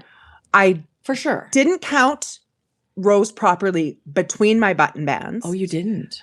And I think I just made them way too many stitches, the actual button band. the actual buttonholes. So once I finished my button band, I tried it on and it was front and... You finished it? Yes, I finished I finished it because the button band finishes here. This is where you cast on and you go all the way around here. This part of the button band is where I cut off from here. Oh, so you're just redoing the buttonhole section? Yes. Okay. I didn't cut the whole button band. Well, here's the thing. I didn't want to start from here and unravel the whole thing because it's only 30% that I needed to redo. Right. I was not going to go through doing this again. Tell us what you didn't like. Well, I didn't like how far apart this is not sitting properly because I still got wool attached. I didn't like, number one, how far apart my buttonholes were, because by the time I got to my last buttonhole, you guys, it was like middle of my chest. Yeah. So I have too many rows, or my row gauge is off. My stitches are taller than hers. I was just going to say, it's not even like we swatch for this. Right. So your gauge is probably just different than hers. Yeah, exactly. And not only that, but my buttonholes are fucking giant. So do you think if you were making this again, would you just go down a needle size for your button band? Well, no, because I love my button band and it's blocked beautifully. So would you just do the buttonholes with the smaller, those rows? Like, Yes. how do you avoid this? Do less rows with your, you make the hole? If I was to count, I think I'm a couple of rows too many between my buttonholes. And then I wasn't, I think, paying attention, and I just made my buttonholes just too wide. I thought my buttonholes were too big too, but I sewed them up a little bit. So you guys, what I did, here's the thing. I wasn't going to wear it the way it was. Because you thought the holes were too big. The holes were too gapey. Could I have sewn them up a little bit and you might not have known? Probably. But also the way that my last button fell way high. Yeah. Like up here, this is where your last button's supposed to be, right? Because this is where you build. Mine was way up here. Yes. And that's very good to know, because here's the thing. You're doing the button part at the beginning. Yes. At the beginning of the button band, right? So, like, you don't have any flat fabric to look at yet. You don't really know, well, how high is this going to end up? Where is it going to, like, there's no roadmap yet. If I was to do it differently, I would have the buttonholes be done at the lower part. Like, okay. So you can try it on and see where your first buttonhole is going to be for reference, because you don't have reference. And that's what you're going to do now? You're just going to, What I did, why I cut this off, is because this was when I cast on and started this way. So it wasn't just going to unravel nicely. So what do you mean cut it off? Like, did you cut off at the knit two? Like, where are you cutting off? I cut off the last. In the button band. Yes. The last stitch before you picked up. So I still had to pick out one stitch all the way down. I had a couple things going for me. I had a very clear, not me. There's a very clear stitch path that I was able to see. And this yarn is very grippy. Yeah. And also, because you picked up your stitches to begin with, and that's what you were attaching it with, I knew it wasn't going to unravel. Right. So I cut, cut. And then I came back. Here was my decision that I was going to do. First of all, I started with the pattern again, and I cast on my 13 stitches, and I did a couple of inches. I had my live stitches up here, right? That I'm going to have to graft it together. But I was thinking, I'm going to have an easier time picking up the stitches and starting of the button band here and knitting backwards Just continue going from the top. Well, but this isn't the direction I was knitting. Oh, yeah. Right? Because this is the direction I was knitting. So then I'm already thinking too, though, like you don't want to have to graft two ends together. Here's what I thought. Because it's double knitting. Front and center. How am I going to make this? Or I thought to myself, I don't think I'm going to make it look seamless. Right. So then I only did an inch or so down here. It was working out beautifully. Mm-hmm. I took that out. This was on waste yarn, these live stitches. Mm-hmm. I put it back on the needle and I'm just working backwards. And I've already done this much right here. It looked slightly different here because this is where I started. Let me see. Oh, not really. Not enough that it's going to affect me wearing it. No. But this is where I started. I've just done this much. I didn't want to finish it because you didn't graft anything together. Now you're just continuing to work that way. Yes. But I started here and I thought, when I get here, what am I going to do? Graft it together? No. I thought, forget it. Let me try this. And it's working. Somebody just said, put removable stitch markers on the stripes where you want your buttonhole. Oh my God. And where were you this weekend? And that's going to give you like a visual, this is where I want the middle of my buttonhole to be. That's such a good idea. Because you guys, I freaking love Isn't it the best sweater? Yeah. It's got I chose such a good size with a little bit of ease. I might have stopped a touch. I feel shorter, like I took mine's slightly big, but that's okay. But I also think, the fabric this blown in yarn gives you is incredible. It's so light and so This airy. is such a learning curve. Here's the thing with me is I kind of get in the mindset as I'm not going to wear it as it is. Right. I love cutting my knitting. Yeah. This yarn was working for me. I knew how grippy it was. It's not just going to fall apart. So what are you going to do differently now? I don't know. I was actually just thinking of knitting it straight and sewing my buttons on so it never opens.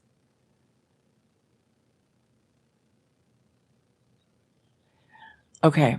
I mean, I was not happy with my buttonholes either. Yeah. Which is, with the technique that Andrea has in there, you have to cut your yarn. So I left tails. Yeah. So I'm and actually it's not even like just whether you like or don't like your buttonhole. It gives you flexibility as far as choosing button size, right? Yes. Like you can tighten up the ends because maybe your button's a little bit smaller than you wanted. That you couldn't find one that you liked that was supposed to be an inch or whatever. Are you going to still do buttonholes? I feel like I want to try again. Yeah. I feel like I'm going to make them very small. Yeah. And I'm not going to move on until I know that button works. Maybe I even sew one on and try.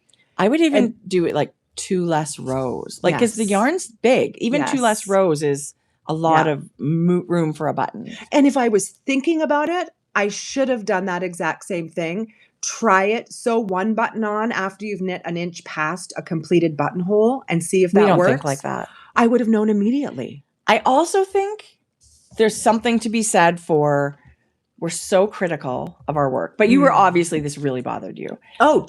But I think the buttonhole itself is not the end of this project. You have a button that's going to cover that hole, most of it. And that's why the little tails are so handy. I wonder if I should have tried tightening up these buttonholes I'm not before even I cut kidding it off. you. I'm not even kidding you. I did not love my buttonholes either. Until you tightened it up? Yes. And then you put a button on it and it's so much better. But here's the other thing. I love that you went for it and cut your knitting. Who's to say what's going to work or what you would like better? You were very dissatisfied. Okay, here's the thing.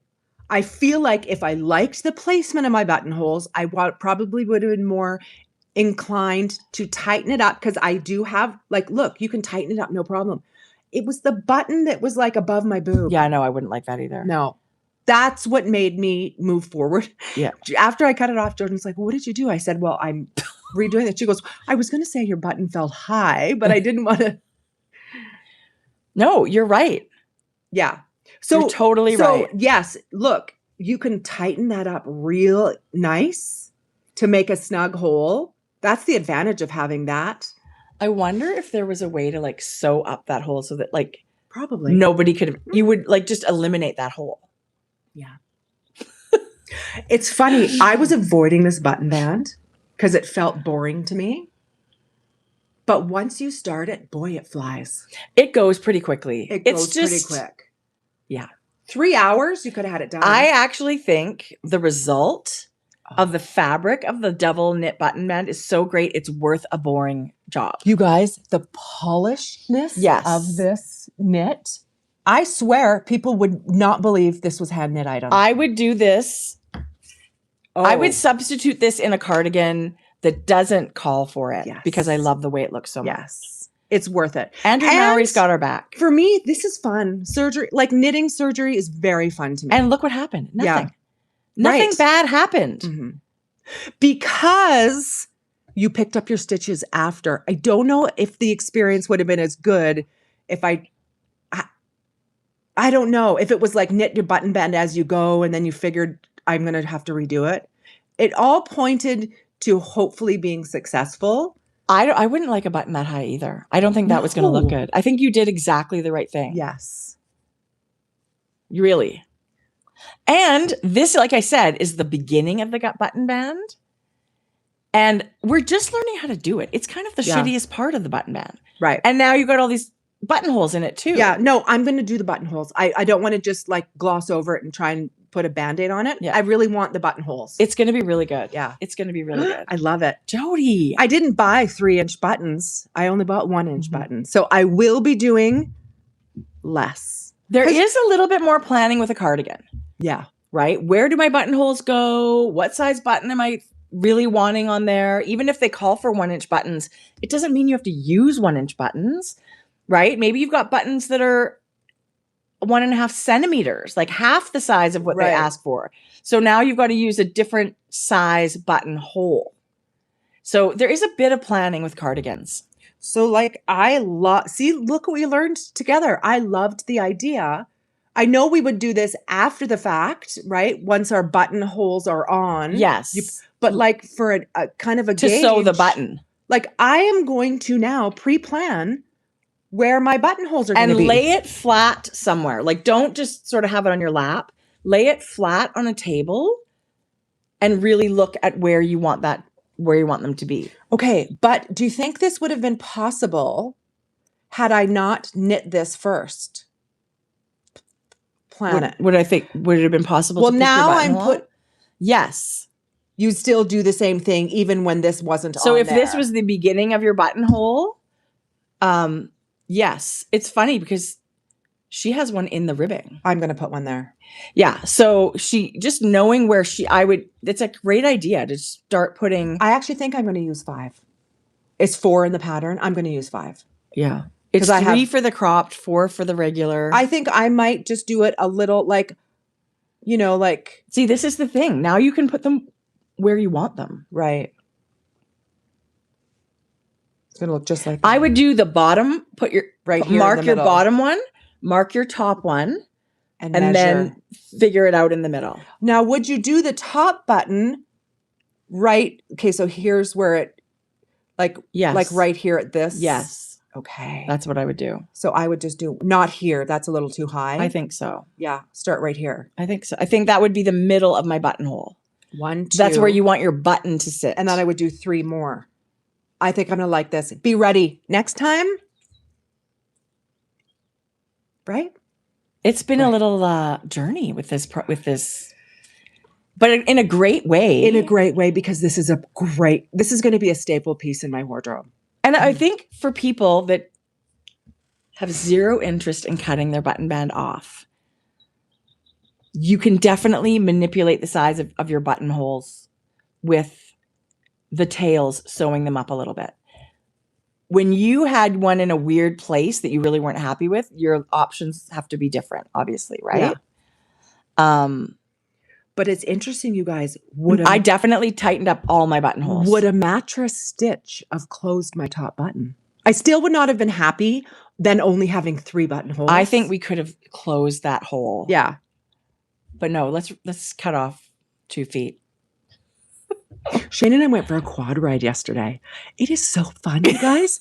Back behind. Are you on the same one? Yes. Back behind our property, there's lots of trail rides. Like our property only like the first 3/4 of an acre is like our house and yard and Yeah, stuff. I've never been past the And trees. then like there's so much back there. I got to go back there. And trails to walk, like quad trails. Really? Yes. We had so much fun. Anyway, until it started to rain. Oh, you guys got rain yesterday? Little bit. Not much, little bit. We didn't really get rain. I mean, a tiny sprinkle, but nothing to think of. I'm so excited for this. This sort of stuff is exciting. This is a phenomenal pattern. It is. We love it. She kind of knows what she's doing. It is the coziest. Kitchener Stitch would have closed that hole for sure. It's like healing your knitting. Love it. But I don't, yes, but maybe, because it's double knitted. It's like 2 knit stitches. Except I think I would do like I think you could absolutely make it work. Listen, nothing is impossible. Nothing's impossible. Is it be like doing a duplicate stitch? Like using, like pretending that. I think more of a mattress stitch situation is what I would try first, because it just is. Are you going to see how easy and invisible it is? Yeah, I'm still really happy with my decision because it wouldn't have worked only having 3 buttonholes, right? Yeah. No. And now look what you've learned. You take this forward with you with all your projects. Yeah. I did have a whole pair of socks that I made that are not here. Where are they? In our last 2 weeks. Hopefully on Mom's feet. Have you showed them before? Yes. So I made I don't even know if I have a picture of them, but the West Yorkshire spinners, they had gold sparkle, and they were like a burgundy wine and gold color. They were so beautiful. And I love them. It's just phenomenal sock yarn. But our mom loved them. I don't know. I just thought, oh, that's nice that she likes them. Well, she kept saying how much she loved them. And when your knit-worthy parents ask. But she likes black everything. I know. So I was like, are you sure? Anyway, so I ordered another ball of that yarn, and she got her own gold sparkle socks. We're twinnies now. But that was part of my knitting over the last couple of weeks. Where's that buttonhole? And I don't even know how to mattress stitch, but that's just going under each one. Yeah. Yes. So what? Worked. Like, yes. No, I'm happy. I'm doing this. I also think this is a good illustration that there's more than one way to solve a problem when you're making things. Yeah. There's not a right way, a wrong way, a best way. There's more than one way that's going to look great. Mm-hmm. That's hilarious that it took you 1 minute, but it's good to know. Now the people watching are like, well, I'm not going to have to cut my button band. I can just. Right. This is. Do you want to see my brand new cast on? Yes, I do. I actually am slightly disappointed. I thought I could be finished. Are you serious? I know. Okay. Andrea Mowry. I sort of talked about this last time I was going to cast on this night and day cowl, remember? Yes. Guys, I'm so cheapo. I don't print all the picture pages. No, me neither. There we go. Night and day cowl. It's made in night and day light or whatever it's called yarn. So it's called DK, but to me it's puffier and fluffier than DK. Yeah. It's a gorgeous wool. I don't have that yarn. Remember how I was going to do Spincycle and like a blushy pink with a fluff? Love it. I cast it on a few times. There was a big difference in the gauge of the pink and fluff and the Spincycle. Too thick? And it just wasn't, one was way thicker than the other. And so it just wasn't floating my boat. Mm-hmm. And so I went down into the yarns, and this is, oh my gosh, stop that's it, gorgeous. Right? This is La Bien-Aimée dyeing on Gilead yarn base. Got this at Shop La Mercerie. It is, what color? You want to, I think this might be their color. Clay. Okay, so not their color. Clay. But it's a dirty pink, which I beautiful. freaking love. I love these kind of beigey, dirty pink. And then I thought, you know what? I think I have some Gilead somewhere. And I went down. This is Gilead. And also I'm looking on our. Oh yeah, because this was Gilead. Sorry, I just clued in. So light bulb. La Bien-Aimée dyes on the same yarn base. This is their gold color door. And it's quite a brown yellow. I wasn't sure if this was going to be, it's a very low contrast. Here's the thing. I'm trying to knit what I have. And I love pink and yellow together. And this is just sort of a more muted situation. But this cowl is so nice. Whoa. I know. Whoa. So here it is. It's really not high contrast. In person, it's better. And in the daylight, it's better. But that's one of the beauties of the two colors you've chosen is the low contrast, but how paired together looks amazing. It's not, this is definitely low contrast. I love low contrast and high contrast. Gosh. I love the feel of this squishy wool. Isn't it the best? It's so nice. This little corner I steamed as I was working because I'm thinking, am I even on gauge? I don't know. Because with this pattern, it's one of those wonky shapes. Yeah. This is so embarrassing. I finally just figured out. I thought the schematic was wrong, which obviously, like, how many people have hello, Andrea. Just letting you know, you might want to take a peek at this. No, I finally figured out that yes, this is correct. It's very weird though, because I'm cast on here. Mm-hmm. And so I had even the wrong side as my neckband. I'm like, you want to make sure the neckband is as long as you're hoping, right? So it's very adjustable in that you can add to the repeats. Because you are going to be seaming it. No? Yes. Yes. This little short side is your back. This little short side is your back seam. Behind your neck? Yeah. Got it. So you'll end up with two of those at some point. Honestly, I really wasn't exactly sure what road I'm going down. Andrea has our back. So I have just finished all the increasing and now I've just done my first I'm on the decrease section, which is smaller than the increase section. What do you mean by that? There's less repeats of decreases than there are increases. So this ends up. Oh, I get it. Yes, yes. Where am I? We still don't know what section is which. This goes around here. So this, I don't know what the vacuum is. I had it last night. It'll work. But here's the thing. This long section here is my neckband. So that's how it goes. Oh, yeah. So you end up getting a diagonal. That's what it is. Yeah. This is going to be seamed with what you're building now. Yeah. I have one knit for me by Shelley. It's nice. So good. So even though I couldn't quite wrap my brain around what I was doing, it's awesome.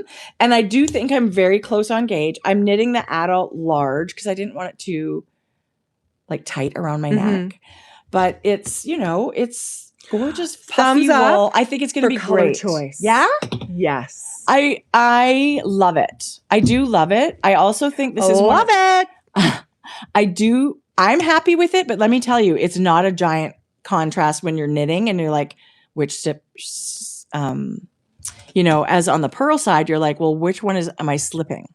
Right? Like it's not as obvious when you're knitting. Yeah. I'm more than fine with this. I would also knit this again in maybe a higher contrast for, just for fun. It's a really nice pattern to knit. You're very good at picking color. Thank you. Thank you. Just take it. Just sit in it. But here's the thing. Color's so subjective. It is so subjective. There's a whole bunch of people looking at this and going, no. Okay. No. Sorry. It's very personal. This together. I love both of these colors. I'm not sure I would go, I think that's going to be great. That's fucking great. Thanks. It turned out better than I thought. And as I was casting on, I'm like, I'm not even still married to it. Oh, no. We'll see. So good. But pink and yellow family, I think goes really nicely together. But this is also just more muted. So this is something that I think is going to it's going to go with everything. Everything. Capital E, everything. So it's also, once you get in it, what row. There's only 4 rows. Well, technically 8, but you're increasing on the right side. The last, every 4th row is an all pearls. Like it's very simple to memorize. Yeah. So those are the patterns I love. This could be one of those travel patterns for sure, because I don't think you have to follow row by row. One skein of each, right? And I'm going to have tons of yarn left over, meaning I could certainly have modified this to even bigger. And she said, you can make it shallower, but wider. Yeah. right? In all these, she gives you all these options. Yeah. And whatever shape you end up loving to wear. Ultimately, just so you know, the schematic is correct. Follow the instructions. No, there written. were days where I'm like, how could this like be such an older pattern and like and it'd be wrong. That's how I knew it was like, come on, get your shit together. Yeah. There's something you're doing wrong here. It's so funny. I love it. I love it. I don't even know if I'm still right. If that's promise. But I thought, oh, wouldn't it be great to be like wearing this? It's my thing to finish. Yeah, good. I don't think it's going to be that long. No, you're in the home stretch. Give it a block. Give it a mattress stitch. Call it a day. I love that. Okay, you guys, we have something very exciting. We get to do Save the Date. Yes. We have partnered again with our favorite co-hosts, Amanda and Fiona, who are Knit Social / Knit City. Yes. And together we're fiber folk. This is our favorite thing to do is to get together and host an amazing retreat. So we've come together and created this little company, the four of us. I know we host things ourselves. They host retreats themselves. This is the four of us as fiber folk. Yeah, it's so much fun. And it is here in our home province of Alberta, which we love. We have found a great space in Canmore that they seem to love the knitters every year. Yeah, they're so good to us at the Malcolm Hotel. We keep going back. We think a perfect location to host I don't know knitters. that it could get any better. No. I really don't know that it could get any better. So it is a gorgeous, it's just a gorgeous place in the world. If you wanted to make a vacation out of it, it is more than vacation worthy and worth your visit. Yeah. This year we are again at the beginning of February, and we are excited to announce our teachers will be Hohi and Vera. What? They are coming from Argentina and Finland, and they will be with us for 2 retreats this year. Yeah. So you'll have a choice. There'll be 2 dates available. February 4th and February 8th, both the same retreat, just back to back. Yeah. It's a retreat that has sold out quite quickly in the past, and it's horrible to hear people haven't had a chance to get a spot. So we're really hoping if you'd like to come, that that happens. So we'd love to see you. We obviously want a spot for everybody who wants to join us, and it's always upsetting. And how could we have pivoted? Yeah. And we thought, what if we offered 2 retreats back to back? They're traveling so far. They love the outdoors. They love hiking and all that stuff outside. Yeah. We hope that this is a great solution to have, hopefully, as many people who want to attend, there will be spots. Yes. And there are, it's a beautiful wintry holiday. The weather, expect cold. So bring all your layers. Yeah. We just happened to get very lucky a couple of times where we didn't even need coats. Yes. That is, I feel like somebody shining down on us, because that is weird in February in Alberta. So we're always prepared, with boots and coats and all the layers. It's fantastic. You can wear all your sweaters. And that's super fun too. When it's snowy and a little cold, we get to be wrapped in everything we make. Yeah. But it's a bonus when you could sit outside at the fire pit. Yeah, it is. And it's beautiful meals and really fun evenings. We get together from breakfast till bedtime, and it's a marvelous few days. So registration will be in 2 weeks, Thursday the 28th at 7 a.m. Pacific time. And that is going to be on the Knit Social website. You're going to register. It's all there. If you go to knitsocial.com, at the beginning of their website, if you just click the menu button and you'll see retreats, you click on retreats, upcoming, and then scroll down a little bit, and there's 2 different dates. They're essentially identical. You'll just select the one when it's time to register. It is identical. Yeah. Not essentially. It is identical. It's totally identical. There will be no difference in programming or anything. So next, I'm excited. We also want to mention that there will be an additional add-on the day the retreat starts. Normally we start with a cocktail party and a dinner, but we have added, last year we added the high tea. This year we're adding 2 options that you get to select from, which are. So if you're looking at your calendar, you may want to be there for that day. Yeah. So there'll be 2 different retreat. Should we say? Yeah. Yes, of course. Okay. We were offering one of the afternoon activities will be going to the actual Banff hot springs and spending a couple of hours in the beautiful pools. Yeah. It's outdoors. Very chill, very relaxing. Nestled in the mountains. And then the other one will be, if you're a little more adventurous, there will be a moderate hike, a guide-led hike. Yeah. That will be in the afternoon. The scenery, I cannot express enough how stunningly gorgeous it is. Yeah. So Banff is only 25 minutes from Canmore. Yeah. We're going to hop in our little bus and it's no big deal to go down the road a little bit. So it's just a little bit more of the area you get to see and a fun little thing. So bathing suit or hiking boots, that would be up to you. And it's completely optional. Hiking. You don't, not it. No. And we just think that that'll be just such a great fit with our teachers, Hohi and Vera. And hopefully our weather is going to cooperate, but these things are what they are. It's an adventure and we hope you guys love it. These are optional. You can just come for the cocktail party and start that way. But it seemed to be quite popular to start a few hours early and have one more little something. I love the extra. I always think these retreats start and start and finish so darn quick because it's great. Yeah. So adding a little extra afternoon activity is fun. It's super joyful. So thank you for all your enthusiasm and excitement. We are just as excited as you are for that first weekend in February every year. Canmore's a blast. Yeah, Canmore's a blast. So big, huge thanks to Men and Fiona. We absolutely love working with you on this weekend. And now it's just sort of I couldn't imagine not. I agree. We love it. Yeah. Okay. Chill. Somebody said chill as in relaxed or freezing to death. Oh no. From the neck down, you'll be in water. We won't let anybody freeze to death. It's the natural hot springs. And it's actually, this was something we thought about also for last year, but they've been under a very big construction and restoration. Yeah. And it's now open again. So we're very excited. Yeah. You guys, if you wanted to come ahead, they have a new Nordic spa. You could do a day or two ahead with the Nordic spa. Yes. If you wanted to come and add another couple of days, you guys, there is lots to do. We would be happy to, reach out in an email and we'll be happy to tell you what we love to do or where we love to go or places we think you'd like to see. Yeah. We love this part of where we live. We do love We knew it would be the knitters would love it. And they seem to. Okay. I forgot. Where is my cord? You guys, I've been using. Do you want these cords? What? These are those cords everybody said are so good. What do I need? They're CHOW, but these are the Lantern Moon ones. Really? Yes. I think this is right. We talked about the quad needles.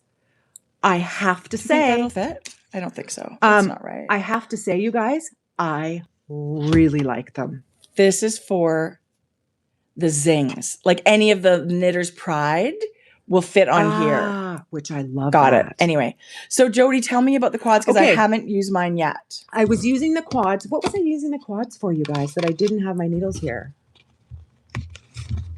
I can't remember. Anyway, I used this. What did I use? Anyway, I really enjoyed these. They felt very nice in your hand. I don't know if I would only seek these out, but having them and using them, they're beautiful. And don't you think too, it takes a few times using something to decide if you really love it. I would actually like to knit my whole neck sweater with these needles. Right. And I was going to swatch my sweater with that, but then I thought I don't have all of them. From the top of my neckline all the way down in that. So I didn't want to start. I thought about using it, but I thought I don't think that'll work. Yeah. Yeah. Yes. The next thing I need for 4mm is going on those needles. Yeah. Which is the size I got. Okay, good. Well, if anyone's looking at first try, I really enjoyed them. I hope they're going to be. Yeah. I really enjoyed them. I love most of everything CHOW I've loved. Okay. So I'm not surprised. So this was that yarn we spoke about last time, that local Brincelin Estate fiber that Grocery Girls is carrying, I wanted to cast on a hat for Shane. I'm actually knitting. I'm going to show you the pattern. Very Pink Knits has a fisherman's rib hat. I think What's going on here? Weren't you already fisherman ribbing? But I was doing it opposite. So it looked so wonky. I had to rip back 1.5 inches. I was going to say, this is not what I remember seeing. I was knit, and it's not her pattern. You know what I'm noticing though? Look at how beautiful the texture. I just wanted to talk about this yarn for a second. This is a beautiful wool. It is love it. 70% Gotland Finn, which are sheep down the road from Jodi. This is Jacob's and Amy's farm. And then 30% Alberta Rambouillet. Yes. And boy, is that a nice combination. Yeah.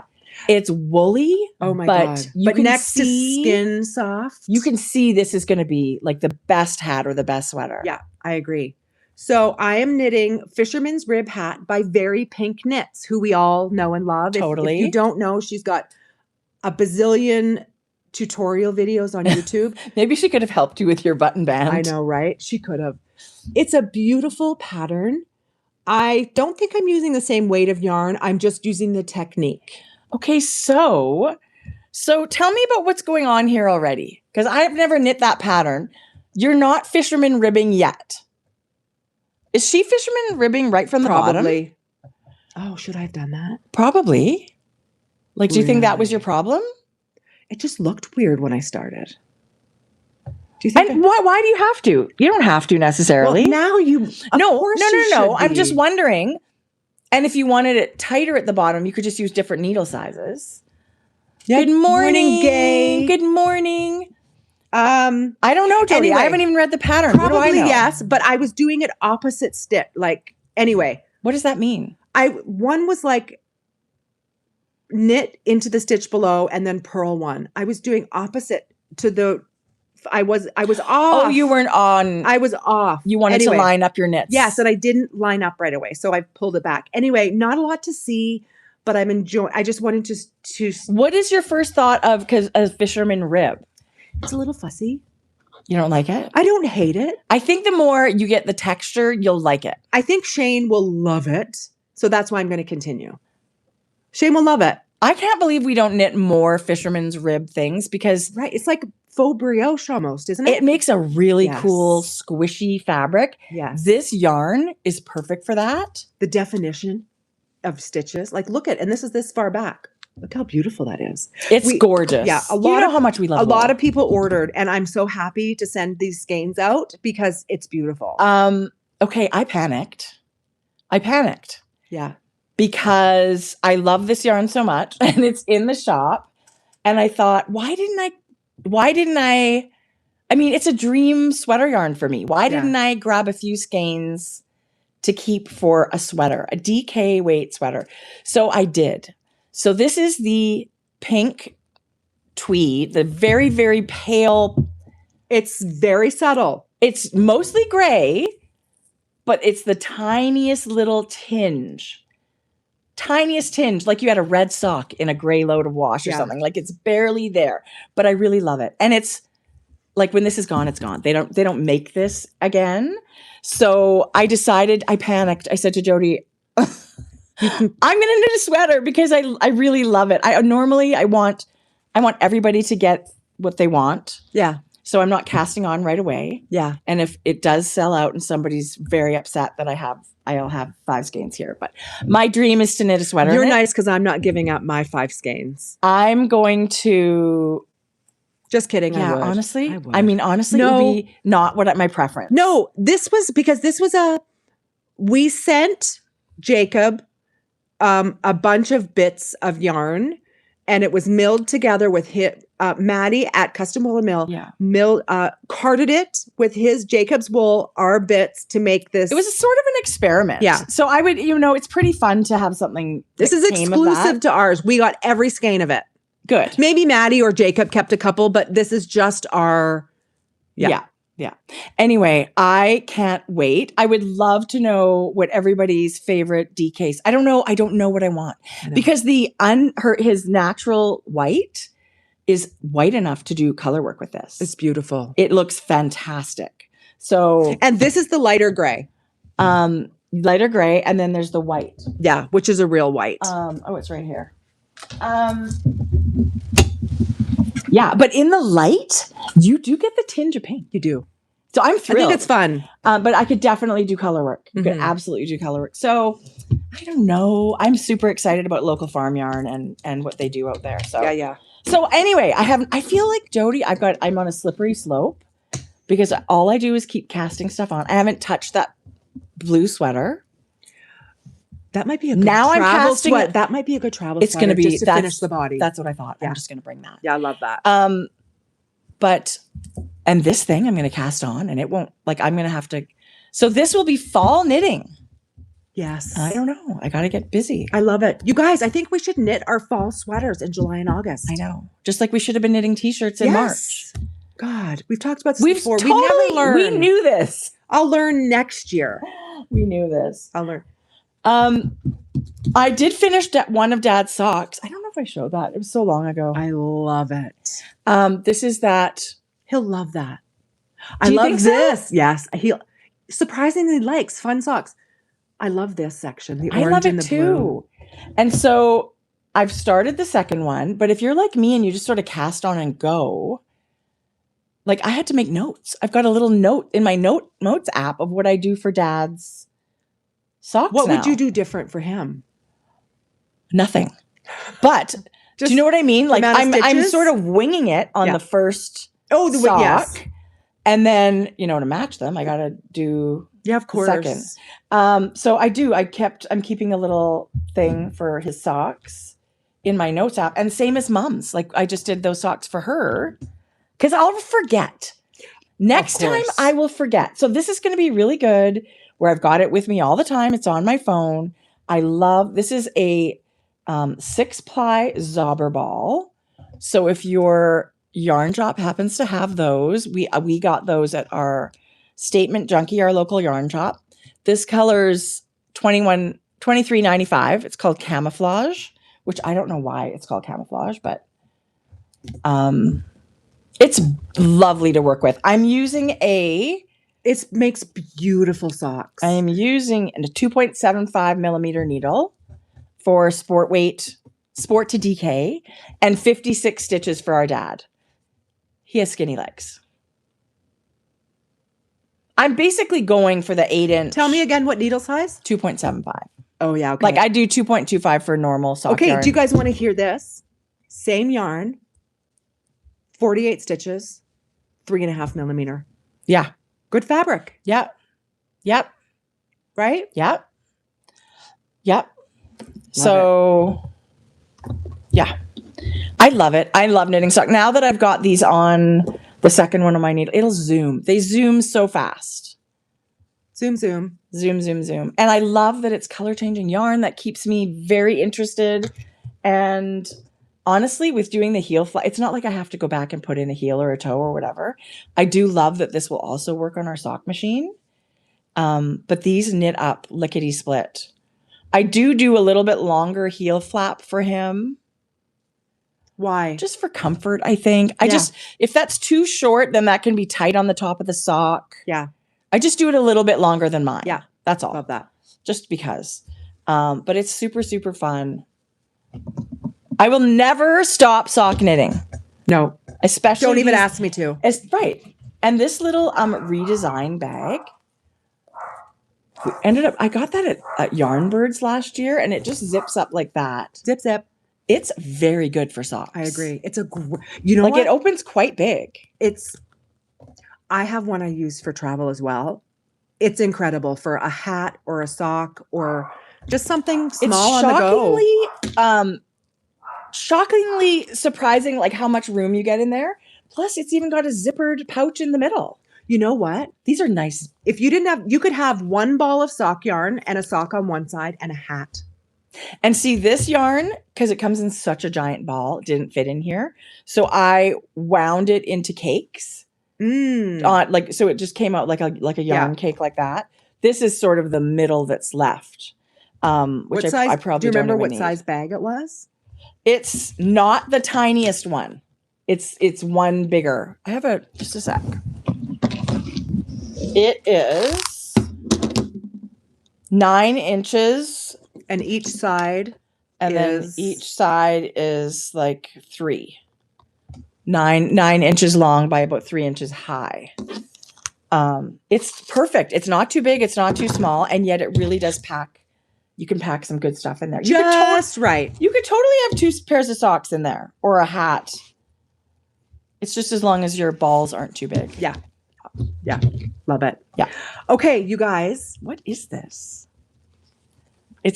Oh my God. Wait till you see. This is what I got for Mother's Day. Oh. It sort of looks like. Is it a mouse? No, it's a sheep. Are you sure? Yes. Look at its face. Oh, okay. It's a sheep. It's very cute. It's got 2 arms and 2 legs. It's got a tail. Is it a pillow? I think it's a pillow. It's actual Icelandic sheepskin. It feels like my sheep's. It's real. It's beautiful. And it's ethically sourced. These come from meat sheep where their skin would otherwise be burned. Yes. Discarded and burned. Yeah. There's the yucky side that we don't like to think about, that lambs are also raised for meat. But I love that you can get, that they preserve the, what do they call it? Fleece. Preserve the fleece. Yeah. Jodi, that's really cute. So in Wabamun, right down the road from me, there's the cutest gift shop. And the gift shop is? Yes. I don't know what's out there. Okay. We should have even gone, Tracie, now that I think about it. Oh, forget it. It's called Angus Oliver Sheepskin. And is that the name of the company that made this? This is their website. Is that the gift shop? No. This is where you can get the pillow. Well, it looks like a combination of the gift shop in Wabamun, and half of it is like gifty things, and then half is this Angus Oliver sheepskin. Gosh. And you should see all the sheepskins they have. They ship, I believe. We went all the way to Scotland to get a sheepskin. You should see all the sheepskins. That's ridiculous. Now, I did go on their website and I didn't see these specifically. You can see them in some background pictures of some of the sheepskins. I would just call because they had a ton of these different colors. Cute. Yes. So Shane and I one day, we just wandered in because we hadn't been, and we like to be able to support local. For sure. Because there's signs leading out like sheepskin. And they had these. Jodi, that's so cute. Right. So he sits on my chair. I love him. I got to name him. Yes. Name him. Super cute. Yeah. Okay. That's really fun. And crazy. They also have like so close animal skins. I don't know how we feel about that, but they also have like so like it's kind of a tannery situation. Yes. Yeah. Okay. So that. Well, I have to say, I don't have sheep in my backyard. I love a sheepskin. I do love a sheepskin. They are really practical and I think gorgeous. Yeah. And if, you're right that they, some people burn them because there's they don't know what to do with them. So these ones that are processed and stuff, I love buying them like that. I love supporting small businesses. We did that when we were on the Isle of Skye, this family run tannery. Yeah. That they also are working with a meat industry companies that use the sheep for meat. I was going to bring that tonight. And they bring it next time. I just think we love our sheep, but there is the reality of a lot of these sheep are raised for meat alone. Yeah, there's some horrible parts of this where raising sheep is more expensive than the wool that they can get made out of it. And it just doesn't seem to make sense for farmers. Like there's really tricky stuff. Do you have your flock talk thing? I do have my flock talk thing. Since we're on sheep. Flock talk. Jodi, who knew there was such fun sheepy things so close to you? Like Jacob's farm and this I would have moved 10 years ago. Right? Okay. My dog is keeping the neighborhood safe. Do you think that's the mailman? It could even just be, yes, probably. When she starts going really crazy, it's because someone's at the door. But no, she'll bark at everybody that walks by, especially with a dog. Okay. Today's sheep is called Navajo Churro sheep. Never heard of it. Okay, you guys. It's one of North America's oldest and most historically important sheep breeds. Tracie's going to pull us up a photo. You guys, a little history about these beautiful creatures after we just talk about sheepskin. Sorry, dudes. The breed oh my traces. God, they're so gorgeous. Yes. Look at that. Show one that has the double horns too. Okay. They trace back. Okay, I'm going to just... My dog That's okay. My dog's looking for a new home. Just wondering. The breed traces back to sheep brought over to the Americas by Spanish settlers in the 1500s. Look at those horns. Look at the double. A lot of them have double horns.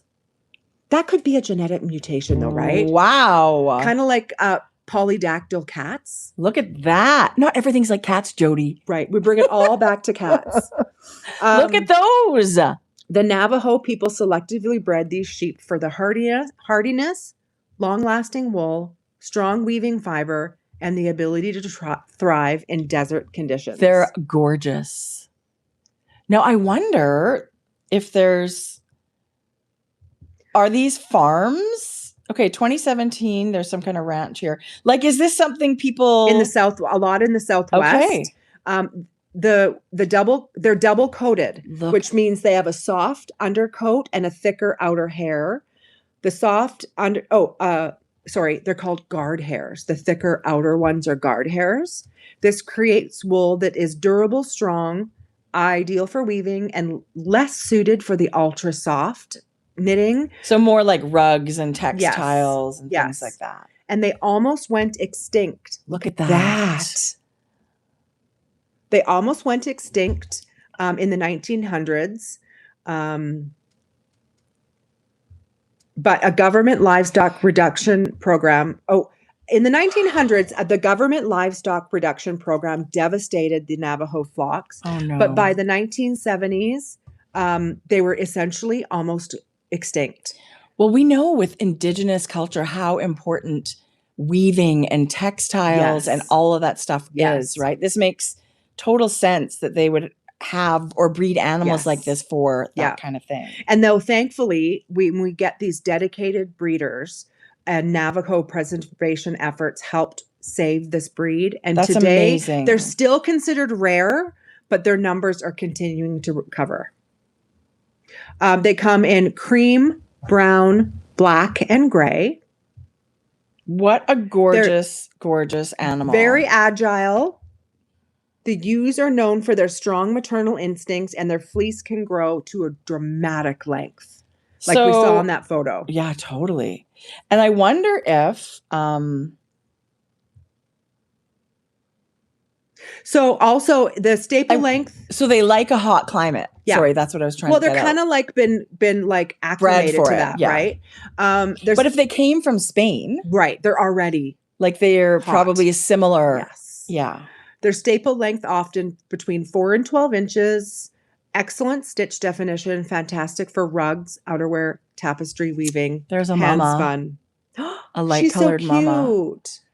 Their fleece is stunningly gorgeous, isn't it? Like it just makes I really want to touch it. A lot of this wool was originally used in the beautiful Navajo traditional Navajo weaving and rugs. Isn't that a huge part? Huge part. I'm going to show you a photo here. And textiles, that kind of from the earth and naturally. Yes, that's exactly what I'm thinking. Right? Yes. How stunning is that? Right? So that's the perfect fleece or sheep for that area. Yeah. And these bold geometric patterns and bold color contrasts are iconic in Navajo weaving and traditions. A few classic designs is the Chief's blanket. I'm going to show you guys that.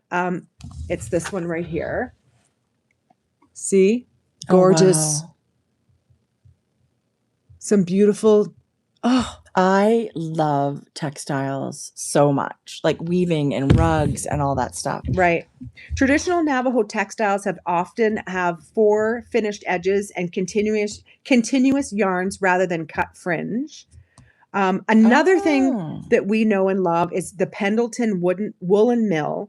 is famous for their iconic wool coats and blanket-inspired outerwear. So they were inspired by these beautiful Navajo rugs and tapestries and blankets from many, many, many years ago. And we love the traditional Pendleton. And it's neat how it's like the sheep, you know, the wool was used to inspire some of these old Navajo weaving patterns. And then Pendleton then took those beautiful designs and incorporated it into their beautiful blankets that we know and their outerwear. That's such a good thing to bring home if you travel, like a rug or something like that someone has made, or a table runner. That's what I always get excited about. The rugs are so gorgeous. So these little Navajo Churro sheets are just adorable. Their colors are beautiful. Look at that dude. Kind of caramelly brown one. And then this is a traditional Navajo weaving. That's using so the wool stunning. from these beautiful animals. And like naturally dyed. Yeah. Oh, wow. That's some of its fiber. And that's, again, another traditional. I love this. Stunning. Anyway, we all learned something new. That's a good one. With the Navajo Churro sheep. Oh, my gosh. A very good one. Yeah. We also have to talk about that we are in search for a moderator. We are. We adore Star. She's not going anywhere. Don't worry. She's not going anywhere.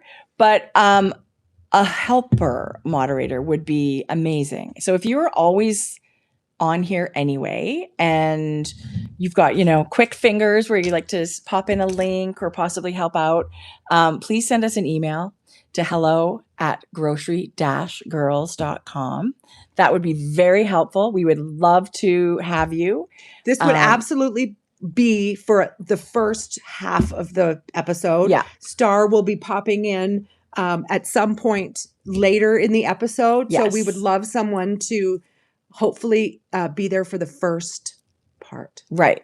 Yes. Even possibly two, just in case somebody can't. It's never, we didn't actually know when we started doing these live podcasts that we would really rely on having. Star said, I'll moderate for you. And we were like, I don't think that's okay. Don't worry about it. We probably don't need that. Yeah. Listen, I know how much it adds to the value and what everybody loves Star popping on all that information. It's huge. We did not know. It is paid. Yeah. So we're not asking you to do it for free, but we would love if there's anyone out there who would like to join our team. It's mostly Thursdays. We really try and stick to that schedule. But if you're home and you're always kind of here on our live stream anyway, we would love that. Yeah. We would love that. Yeah. And of course, the most gigantic thanks to BJ and Star, as always. Yeah. Got to be reliable and good with links. Yeah. So there you go. Just copying a link and then pasting it in the chat. It's not difficult, but it requires someone to be there and kind of be listening and helping us out that way. Yeah. And we would be grateful. Yes. Super grateful. Yeah. Yeah. It's amazing how we didn't think, what do we know? Not a surprise that we didn't even know what we needed. Star knew. Yeah, exactly. And she's just amazing. So thank you. Okay, you guys. The only thing I have left to show, I have a few patterns, new patterns, and Frankie Gray. I don't even really know that I have so much to bring. I forgot to look to see if these were for sale. I wore mine yesterday. But Rebecca Clow, I don't think they were, but the designer, she does some cute knitting merch. And this is her Maximum Cozy Tour, like concert shirt or whatever. It's got the cutest little cities and the fun things that you would do there on your yarn tour. It says Yarn Lovers Unite 2026. And then the front has this super cute heart that says Yarn Lovers. She did an amazing job. She was so sweet and gave us a t-shirt when we met. Mine's black. I didn't know yours was cream. Yeah, it's cream. I love it. Oh, I love it. So I should have probably even had it underneath this. It would have been so cute. I don't see a website. Okay. So I don't think they're Well, she has yet. a website, Creabea. Go to Creabea. Just put in. I know she's got a website because she's done hats and I think other t-shirts and stuff. Anyway, I should have probably looked to see. Hold the phone. I wasn't Googling correctly. Jodi's going to get it together. Let's do her website. Okay. She's got a website. And she's got a shop in her website. So you can buy her patterns and all those other things there. But merch. She's got a merch tab. No results yet. Nothing in there right now. They're coming. They're coming. Anyway, get her emails, just like everybody else that we say, get everybody's email. Then you'll always be in the know. But this was adorable, adorable. And I love it. And now that I've shared it with you, I'm going to start wearing it. So thank you, Rebecca. That's so sweet. Oh my gosh, I love it. I love how she had the idea to do a concert knit tee. Okay, I'm going into Ravelry. Here we go. Ravelry. Again, the same blog on the page since March. I'm going to have to tell us how much that really bothers you. Okay, here's the thing. We don't know everybody's circumstance and maybe who the people running Ravelry, maybe it's not in their schedule for whatever reason, or it doesn't work for them to change the blog. Wouldn't it be fun to have people write in and change your blog every 2 weeks to highlight patterns and stuff? It's only going to benefit you. I think it's a really small team over at Ravelry. I don't know what they think or work. Yes, I know. Okay. I know. Anyway, maybe they don't know. For some reason, this is a bee in my bonnet. Apparently, maybe they don't know. March 6th? Maybe they don't know how much we look forward to seeing the new. Well, and just somebody else's take on that sweater is stunning. But yes, I hear you. Anyway, we're going to go into patterns. Okay, Star says she has a lot of feedback for Ravelry too. Yeah. Okay, good. Yeah. Yes, I mean, it's a complicated thing without a doubt on a lot of levels, but even just changing the front page would be amazing. Okay, I don't want to do it. I don't want to blog, but I know there are a lot of people that love it. Okay, first, Ofelia Vest. There's a job that needs to be done. I won't do it, but somebody else should. It's just constructive feedback, right? Okay. Yes, I hear you. Ofelia Vest by Claudia Quintanilla.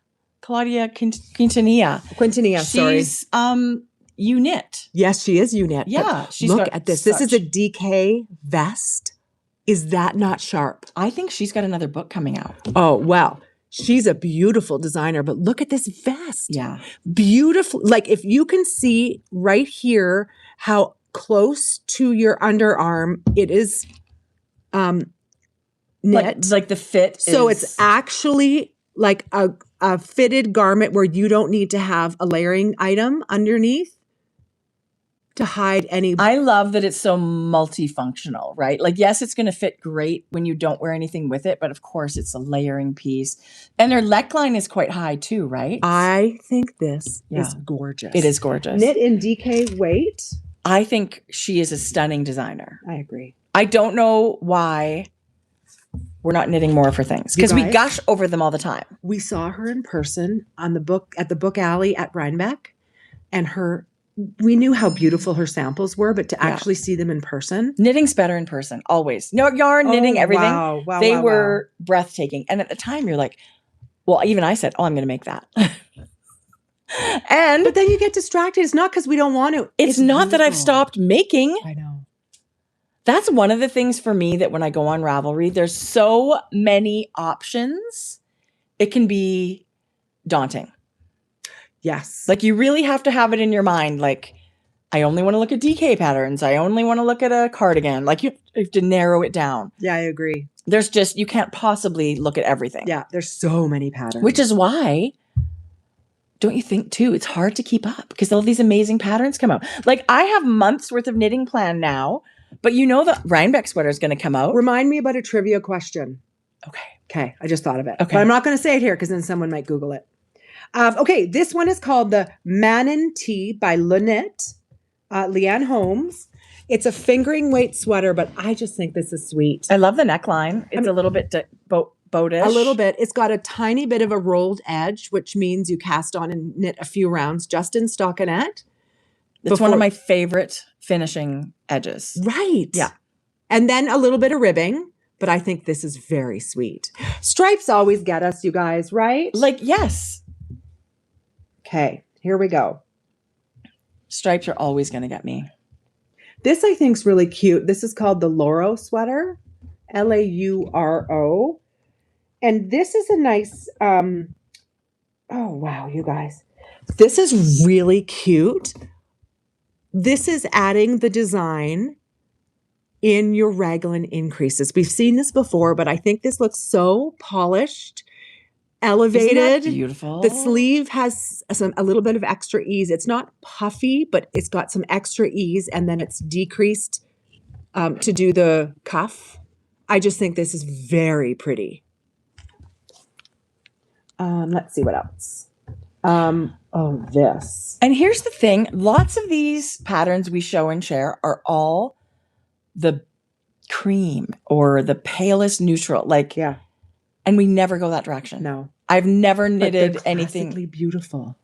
Why don't we do that? I don't know. Okay, this is called the Isa Raglan. It's by Caroline. Oh my God, what's it? This is Ayogo. Oh my God, I'm so bad. Agoyo knit. Yeah. Ago knit. No, that's definitely not right. Sorry about that. I thought this was really fun. This is Oh, I love the funnel neck situation she's got. Look at there. this. She's holding two strands of lace together, but she is getting a 21 gauge stitch count. A lot of body shaping there. That's a look at the V of ribbing. It goes up there. That's really beautiful. The ribbing is also in the raglan increases here, you guys. Yeah. I just think this is. If you notice, there's look how cool the long sleeves look. There's don't chintz out in your sleeves. No, I'm such a chintzer. And there's a V of like it goes higher in a section of ribbing and lower. I just think that's really pretty. Gorgeous. Oh, down the side of your body too. That's really lovely. Right? Yeah. And the color, actually, I really love this green color. Okay, I have just a couple of more. I mean, we could do a whole episode of just these amazing patterns that have just come out. Our friend Beth McDonald Stone has knit the cutest bandana. She's got a bandana series coming out. Oh, so if you get this is number 2. Yeah, so get the patterns, and I think there's a bunch coming out. Okay, this is called Circle to a Line by Beth McDonald Stone. And I'm going to show you how she styles it. It's actually a full square. See, there it is. This is very giving me that Navajo weaving Even vibe. The color choices are reminding me of that. Yeah. So it's really knit pretty. a full square, but she's folded it and styled it cute bandana style like that. And then she's worn it backwards. We think what she does is so amazing. Super cute. Very similar to what I'm kind of styled today. Oops. So now that I just went into my library to see if there was anything. Okay, I was thinking maybe I should do Beth's. This is her something ferns, painted fern sweater. I was thinking maybe this is called Painted Fern. Oh, I love that. I was thinking maybe with the DK. It's not really the gauge. The gauge is 16 stitches. I think hers is an Aran weight sweater. But I'm comfortable doing sweater math with this type of pattern. Me too. So I'm sure I could get maybe an 18 stitch gauge with DK or 19. That's gorgeous. Anyway, I love that pattern. Love it. Our dear friend Joji Locatelli has a brand new tee. So very pretty. Cute. It's called the Orchidee. What? She's using a fingering weight yarn. It's La Bien-Aimée Merino Singles. The color is gorgeous. Oh, wow. That's so pretty. Yeah. Very, very summery, right? A deep V, some cute short sleeves, a little bit of lace for aeration. Lace in the front and back in the same position, but also down your shoulder. I think that's a beautiful, beautiful warm weather knit. Isn't that? Yes. Gorgeous. I mean, look at the color on her beautiful olive skin and dark hair. Are we? Yeah, she looks stunning in it, but that purple looks like it's the most vivid, bright. Latin Go for skin. it. Yeah. Okay. I mean, I could go on and on, but like, I love this one. Actually, no, it's not size inclusive, so I'm not going to show it. Okay. Okay, so those are just a few standouts, you guys. I mean, there's a million standouts. If I'm missing any, you know what you could do? Tell me. These end up on my pattern page because they're my highlights, and we've talked about that before. Any designer that you have favorited. Show us how to do that. Okay, so I am just going to go on her. She was a featured. So so you can just tap the designer's name, which is a link. Right there. Okay, so I just tapped the designer, and this is her homepage with all her designs. But up here in the top right corner, it says, let me just go. It's got a heart. If you just tap the heart. It says save in favorites. We don't. By tapping the heart, it means they're a favorite, and then you can save it if you want. Save in your favorites. I don't ever type anything there. I just click save favorites. Right. Now, any new patterns that she comes out with will appear in your highlights. Yeah. But alternatively, if you go into patterns, and everybody will have this, which is hot right now. If you go into browse patterns in this order, it'll bring up hot right now patterns, but I don't want hot right now patterns. So I'm going to go into this drop down menu that says sort by, and I want to click new to Ravelry. And all of these are in sequential order, time stamped. So any new pattern added, there's only 2,084 pages of patterns. These are all brand new. So you can just be searching this way for new patterns. And this is the way I find new designers, new patterns. Because obviously I don't. You hit hot right now? Do you go into sweaters and hit hot right now? No. Or what do you? So in patterns, I just click patterns at the top. Yeah. And hot right now is this box here. And there's a little a sentence that says browse patterns in this order. Okay. So then it takes me to this page, and I haven't customized sweaters or scarves. This doesn't even mean that they're new. It just means they're getting traction right now. No. Then it brings me to this page. Then I go up to sort right now, and I'm going to change it to new to Ravelry. Okay. Now I have everything that's new to Ravelry. I still think a little workshop at your local yarn shop on how to use Ravelry is so valuable. Yeah. Because there's lots of little things that are very handy. They're easy. Yeah. But if you don't know, right? You know what would be fun? What? As part of a class, maybe an hour out of 3, have your attendees bring a swatch that they want to knit, whatever they're going to knit, like let's say a sweater. And then we talk to them about how to find the patterns that are going to match your gauge in Ravelry and to be able to customize the pattern that's available. That would be a great class, like where you're coming back weeks in a row. Like this is their first, you've made it, you made a swatch and now we're going to look for a pattern. Yes, I love that idea. Yeah. Yeah. Did we talk about the ZZ tank top? We didn't. Okay. This is Tanis Lavallee's newest ode to the granny square. She made a fitted tank top with a high neck in the front and then kind of racer back. So it's got thinner straps, but you could definitely, if you wanted them a little bit wider for whatever reason, you could modify that. You could do a heavy 2-inch. You could. Strap. It would be so cute. So cute. Yeah. But it's adorable. And it was her newest one that came out. And I don't think we shared it. I feel like underneath a cardigan, like planet, like just with my arm flaps, I don't usually wear I look at that and think I'll never make it, but Tracie, not true. You would layer it underneath an open shirt or a cardigan. True. Yeah. Right? No, yeah, I'm wrong. And you know what I love about this? With this? There's only, there's 4 little granny squares there and then one bigger one at the back. It's not a giant commitment as far as that, but she's teasing that she's doing another This is what she does when she makes granny squares and throws them in a basket.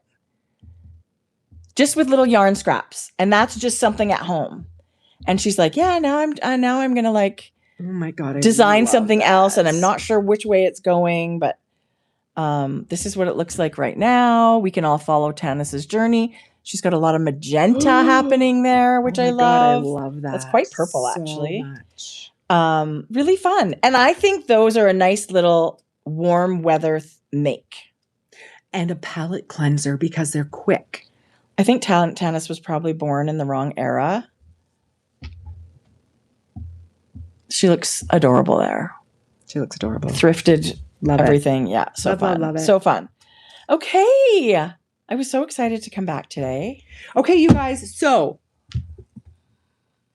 Frankie Gray Fibres at the end of May, beginning of June are going to take a bit of a break for travel, work, and travel family. So what we're doing is we're dyeing up so much yarn and making so many bundles, and we're going to blow them out. So what we've done is get everybody stocked up for summer. Get everybody stocked up for summer, because then when we get back in July, we're going to be very minimally open because we're going to be getting ready for Knit City. Mm-hmm. So this is your last kind of kick at the cat. And what we've done, we don't kick cats. We don't kick cats. We've dyed up a ton of yarn and bundled it to make shopping easy. And what would be amazing is if you were coming to Knit City. Yes. Come see everything in person. That's Come right. say hi. That's right. We're also offering $5 flat shipping for every order. So $5. So what we did was we had tons of, What yarn is that? This is a chunky yarn. We had a bunch of bases that we've ordered over the years that we've never actually like used, and it kind of built up. So we have, this is gorgeous. We have a chunky plied, and then we have a bulky single ply. Oh my gosh, that's amazing. In a bunch of colors. You're going to find it on the website. Everything's been streamlined into our bundle collection right on the main page. Nice. So these are all discounted, and every bundle is 20% off. Wow. So every skein is $30, including all the fluff. So the fluff ends up being 30% off because it's already, when we bundled it, discounted 10% to make it easy for math for My us. goodness. This is an example of one of the bundles. This is the fingering weight linen, as well as the sequin fluff. What? This color is so good. Right? Yes. This is a new color. I forget what it's called, but you can't miss it. This was one of our new spring collection colors. So that's what a fresh That's green. one of the kits. The great for t-shirt. This is you know what that would be great for? Sorry to interrupt. Yeah. Tanis's Rocket Tee. It's stripes, fingering, and fluff. Yes. Stripes. So you don't hold fun. it together, but you've got tons of yarn there to do that. This is the linen as well. This is one of the linen, just for an example. This is the DK. This would be great for a striped tee as well. That yarn. Yeah. Denim and sky high. Right? I just showed you some. I'm bringing some examples, but I promise you there's hundreds of bundles. You're not boring me. I don't know why I'm yawning. This is a brand new color, you guys. Oh my. It's called what? Watermelon. It looks exactly like watermelon. This is called watermelon. It's a brand new color. We have paired our merino nylon with our sequin fluff. I'm gobsmacked. Right? Yes. Another one of our new colors was oh my God, I love this one. Mint. And again, we've paired it with, this time it's the sparkle. It is, rainbow. I think unicorn? I want to say unicorn, but I think it's called mermaid. Yeah, mermaid. It's mermaid. Yeah, mermaid with the merino nylon. Okay, I had a really hard time deciding. Do I want to? The mermaid is really, really beautiful. Pretty. And sparklier than the sequin one. Yeah. Oh, it's really pretty. I love it. And this mint is such a cool green. It's really beautiful. The sequined halo is a little lower than the mermaid. Okay. Yeah. But it's still really beautiful. This was the color I was looking at, but it's not quite the right blue. Oh, it Actually, would totally go. I would put those together. This was my MVP. This would also go with that one. Oh, yes. They both would. This is, I think this is periwinkle. This is one of our new colors. Yeah, periwinkle. The linen. Texture with the linen, that little heathered, this is gorgeous. Yeah, linen. Yeah. This was a brand new color this spring. This is terracotta on linen. I don't even work at Frankie Gray. I'm just there. I just love it. Best spokesperson. That's gorgeous. Okay. We had fun, you guys. We went back to Speckles this week. We had so much fun. It does look like fun. So we there's DK and there's fingering them both, and we put them in 3 skein bundles. This was one of the colors this week. I love. Super cute. And then this was another one of the colors. That looks, again, like they both look like summer. Right? Yeah, they're such a good time of year for that. Here's that one of the, we did 10 new speckle colors this week because it's one of our favorite things to do, right? And then this is a mauve. This is a brand new color as well. That's really nice. I think I showed it though, but these are the new colors. And then we actually have straight fluff bundles. This is the sequin. I actually grabbed both sequins in this. This is a really beautiful baby pink, and then this is sky high. On my list of things to make is where you double strand just fluff. Yeah. Nothing else. Yeah. That would be my fabric. It will be light as air. That's what I really want to make. So normally this is $34 a skein. We have it at 30 less 20%. So wow, saving $10 a skein. Yeah. Wow, that's a lot. And then we went and bundled. This is the yarn, the blown in yarn that we're not going to have again till the fall. That was your Frost Lines sweater. Frost Line sweater. We have a ton of bundles of this. I would get that while I could. Yeah. Because it's amazing. And again, it would be such a good thing to have for this the fall. was discounted down to $30. And then just to make it easy, 20% off everything. But this started the same as the merino at $30. Turtle Dove too. Yes. Or Frost Lines. But if you just want to knit one color. But there's hundreds of bundles. Everything is discounted. It's very deceiving, that yarn. Yes. Because there's so many, there's 300 meters on each skein. And it knits to such a big gauge. It's crazy. It goes so far. Like 3 skeins was enough to make a sweater. Yeah. Not main color for me. It was 2. And a tiny bit. Barely getting into my, really ultimately if I just used 3 solid skeins, that would have been plenty. Plenty. So it goes far. I'm shocked how far it goes. Yeah. So that bundle, you think, oh, it doesn't look like much. It's surprising. You almost get not quite 2 skeins of 2 skeins of this is almost like 3 skeins of DK. Yeah, it's not crazy. Quite, but yeah, it goes really far. It's very, very surprising how little you need. Yeah. And it's light as air. Yeah.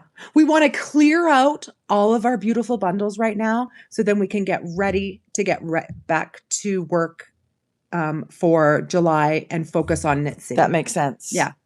I kind of I'm not thinking that far ahead, but you guys, Knit City's not that far away. It's not. By the time you're deep into the summer, it's literally around the corner. Yeah.